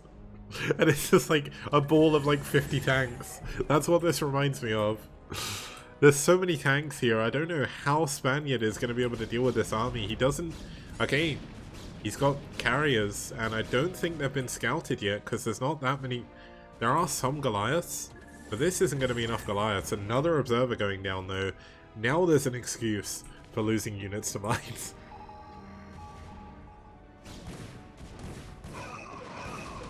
Here we go. Looks like we are going to have an engagement. Looks like we are going to have low ground to high ground coming in a lot of cases here for a lot of Rheinmetall's units. So this is going a lot better for the Protoss units, but you cannot engage this number of tanks with just Dragoons. So he is going to be forced back. Now the problem is, if Rheinmetall can get up these ramps, how do you ever stop Terran from being able to get into your main? It's looking like it is going to be a good map for Terran for sure. I know that LML told me that when he was playing it, but we don't have many Terrans in the STPL anyway, so having a good map for Terran is good, and TVT on this map is going to be phenomenal. TVT on this map, I want to see it. Like, TVP is fun, but TVT on this map is going to be brilliant. 100% it's going to be amazing. Lots of tanks, lots of mines, carriers going for a counter here. There are 4 carriers, which is a fairly good amount. And if he can kind of cut off the Terran economy, he could do okay here. Both the supplies are completely even. He doesn't actually have... Does he not have the Interceptor upgrade? Yes, he does. Okay, it says 8. I don't know why I hovered over that. But he is going to be able to take down some of these tanks, and this means he can go for a counter. Lots of units coming in here to block the reinforcing vultures, which means all of these zealots should be able to do something to this tank count, but already has almost lost a single carrier. Needs to be very careful. The carrier actually getting... Damn it, oh, the CC goes down.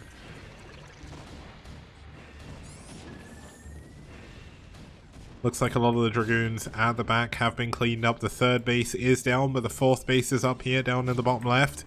But there's still so many units. The Zealots are just stood here. They're not coming out of the base to deal with this. The carriers are not coming back to help either.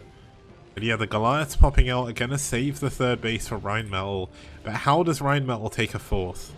He's going to try and expand down here. There is actually a shuttle here and a observer that were built out of the robo and forgotten about. But this is a very important moment. Can the Zealots clean up these tanks? This is a huge portion of tanks from Rheinmetall. Spaniard's still at around 2k minerals, so he is going to be able to rebuild both of those Nexuses. But how... Rheinmetall is not going to be able to rebuild those tanks, not efficiently. He's only got 2... he's only on 2 gas for 1. One of them is about to be... One of them is depleted. The second one is about to be depleted. He's only got 2 machine shop factories, and he's building a lot of Goliaths at once. Like, that's all of his gas. Goliaths are good. Looks like a lot of the tanks did manage to survive from the bottom right, so that is something. He did pull them back at the right time, but this is looking rough. Rheinmetall needs to make something work with this engagement. Did he just... He just used the D-Matrix. Did he just Oh, EMP! He gets all the carriers. That's no shields on 90% of those carriers there. So these Goliaths are going to start ripping through them. The ground army is gone.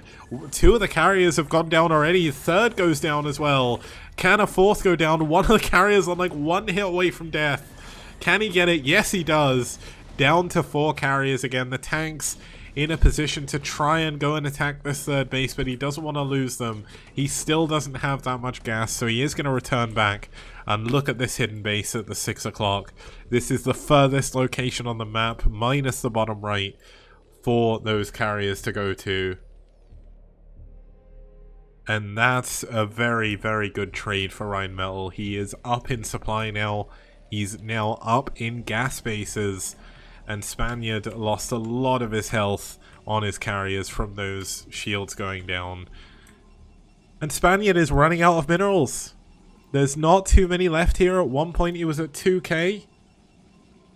And he just doesn't have it anymore. And look. Looks like he wanted to expand down here again, but 4 tanks split off from the main group, coming down here to kill that base in the bottom right. Or bottom left even. Very, very nicely done.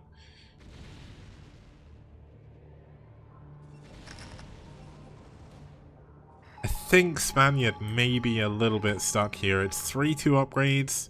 Are there any upgrades on the carrier? Just +1 attack. No +1 armor or anything like that. He hasn't really had the money to do it. Not even upgrading anything. He's mined out of 2 of his bases. He doesn't actually have a full base to mine from anymore. And I think this could be... Yeah, the lockdown carriers on Monty Hall against Nalra were really, really good. That's one of my favorite Brood War games of all time. Even though Boxer lost, he won that game with style points, in all honesty. But looks like Spaniard gonna try and come round here to kill the final remaining bases of Rheinmetall. But the trouble is, how does he deal with the army? He needs the carriers to deal with the army, but he's not gonna have any money to replenish the interceptors soon. And look at this. That was a mistake. The SCV's transferring back up here. You can already see Rheinmetall knows he is just going to build 1 million turrets here at this base to try and delay the carriers as long as humanly possible while he cuts the throat of his opponent by getting into the main base. And if you get into the main base, you stop any further production. But the economy of Spaniard is looking worse than what the economy is going to be of the UK after coronavirus and Brexit. And that's not looking good at all. But looks like the carrier is going to try and come back home. But is this a little bit too little too late? He needs to kill the Goliaths that are chasing him. If he doesn't kill those, he's going to lose a carrier. Looks like the final Dragoon's going to come up here with some Zealots to try and help clean this up. But I do not see a way or a chance in hell of Spaniard coming back in this game. Carriers are good, but you need to be able to replenish Interceptors. And even Bonneth would find it hard to win with this many carriers from here, I think. A very, very good game. Well played by Rheinmetall. It's actually going to take the series, I believe. Well, it is going to take the series and the tournament. They're really, really nicely played. And look at this. 3 tanks on the low ground make it very difficult for any units to get down there. Spaniard is still technically mining. He's got around... I would... Wait... No, wait, is he building... Oh, he's building ground units. Okay, that makes sense. He's using his final money to build ground units. Rheinmetall is only down to 1 base, of course. But I just don't see a way out of this. Spaniard can't afford to replenish any of his units, and look at how many units the Rheinmetall still has. I mean, Rheinmetall's getting poor as well. But losing a carrier like that is not going to help you. That's another 2 carriers going down. The vessel out here getting ready for EMP, possibly a D-Matrix as well. Rheinmetall going in for the scans, checking all the other bases on the map, just ensuring that Spaniard is not mining. He's actually distance mining from the 12 o'clock now. He cannot afford a Nexus, and he cannot defend a Nexus either. So what you see is what you get now for Spaniard. He's down to 19 probes. There's nothing here to protect them. Sent to their deaths. Try and mine the final remaining minerals. Can Storm create a miracle here? There's a lot of Storm available. Storm is a very strong tool against Goliath. There is still 4 carriers. That was a nice Storm for sure. Can he get another? Probably is he needs about 50 storms here, and he's not gonna be. Oh no, he misclicked. Oh no. GG. Spaniard taps out. No way of winning from that. Rheinmetall takes game number 3 and takes the series for NA, who are of course the non-applicable team because there is no team name. Yeah, cool. So I'm gonna go for a very, very quick break, and when I get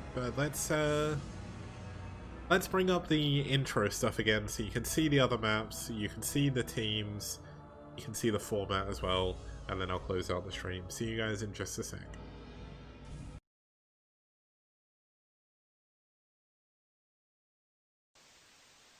STPL.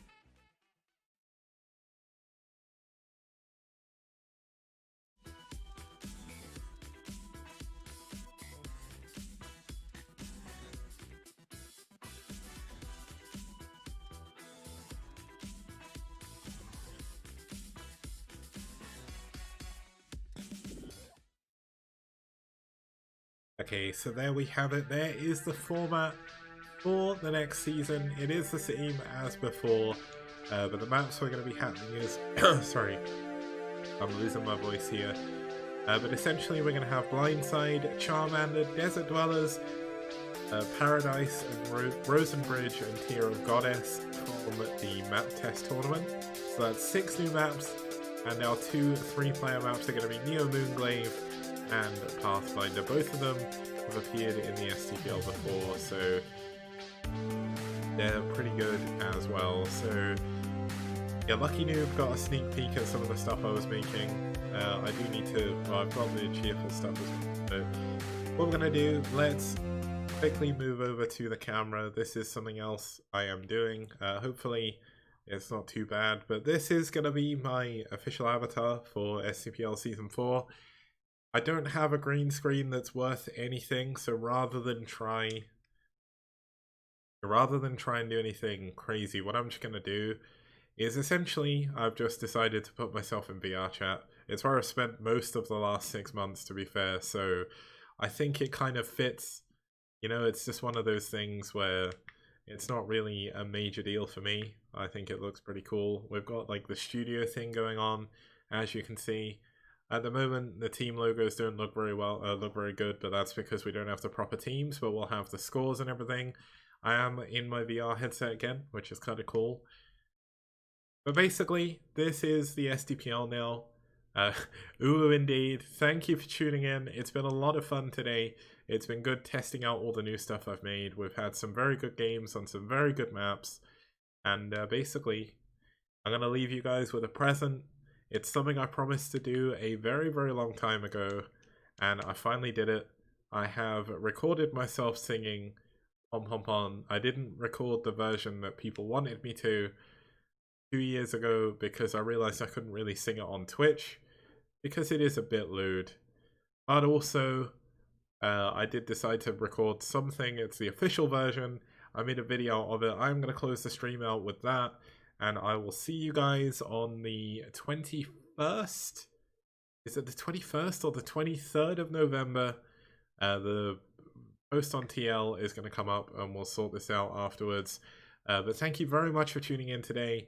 And I will see you guys next time.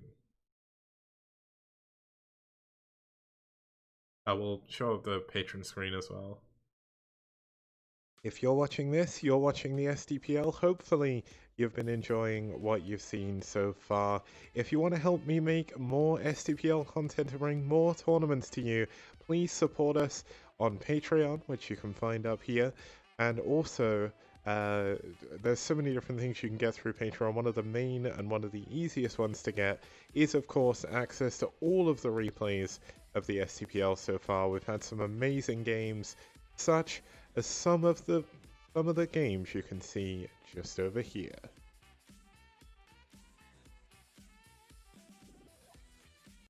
If you're watching this,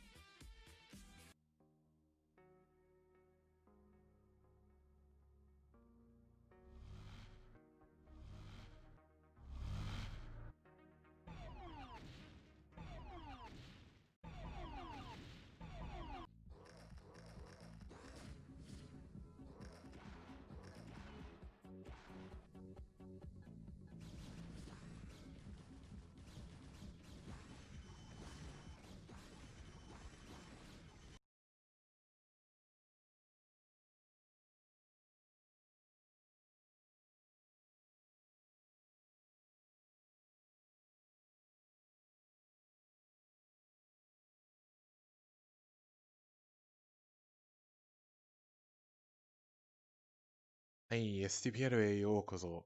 前に約束したんだけど、やっぱり、ギャナーズのポンポン吹き持ち歌えないんですよね。うちで。それでは、公式バージョン歌えるなら、大丈夫ですかね。試してみるよ。これは、パミューパミューのポンポン。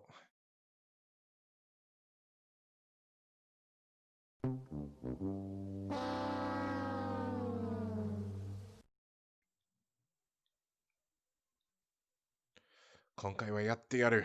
やってやるぞ。はい。いや、間違っても進む。それは俺の勝手だ。みんながわからないからな、日本語。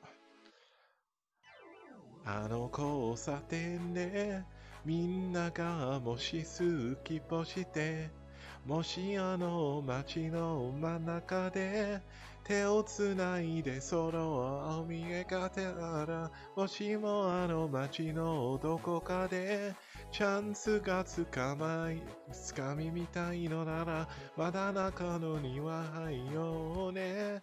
また前に進むしかないわいやいやい。ポンポン出してしまえばいいの。全然しないの。つまらないでしょ。ヘッドフォンかけてリズムに乗せてウェイウェイ上げて、あたしの道をポンポン進む。いろいろなことどんどん来てる。あなたの気持ちぽいぽい捨てる。悪い子は誰？そうそう行こう。Are you make me happy? Every day pon, every time is pon. メリーゴーランド乗りたいの。Every day pon, every time is pon. 多分そんなじゃダメでしょ。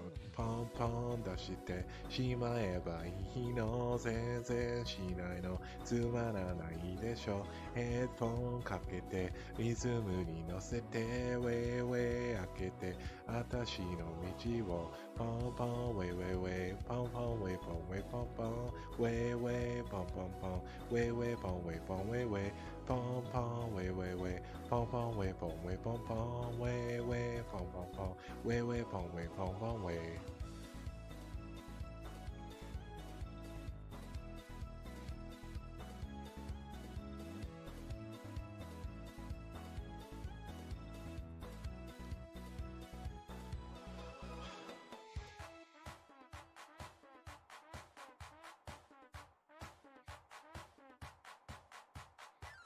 あの交差点でみんながもしスキップをして、もしあの街の真ん中で手をつないで空を見上げたら、もしもあの街のどこかでチャンスをがつかみたいのなら、まだ中身のは早いよね。ただ前に進むしかないわ。いやいや。ポンポン進む。いろいろなことどんどん来てる。あなたの気持ちぽいぽい捨てる。悪い子は誰？そうそう行こう。Ah, you make me happy. Every day pon. Every time is pon.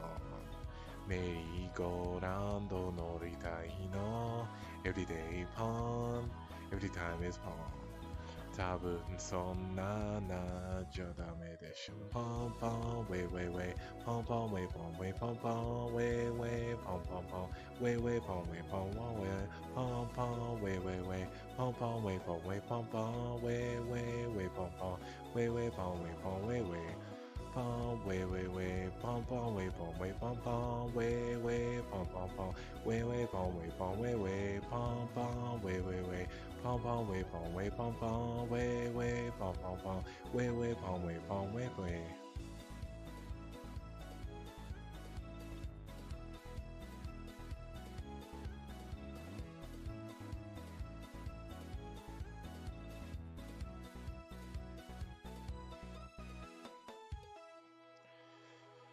よしやったなあ。よう頑張った。時間かかったなそれで。まあ、いっか。じゃあみんな、この次の STPL を楽しんでくださいよ。ね。みんなと頑張りましょう。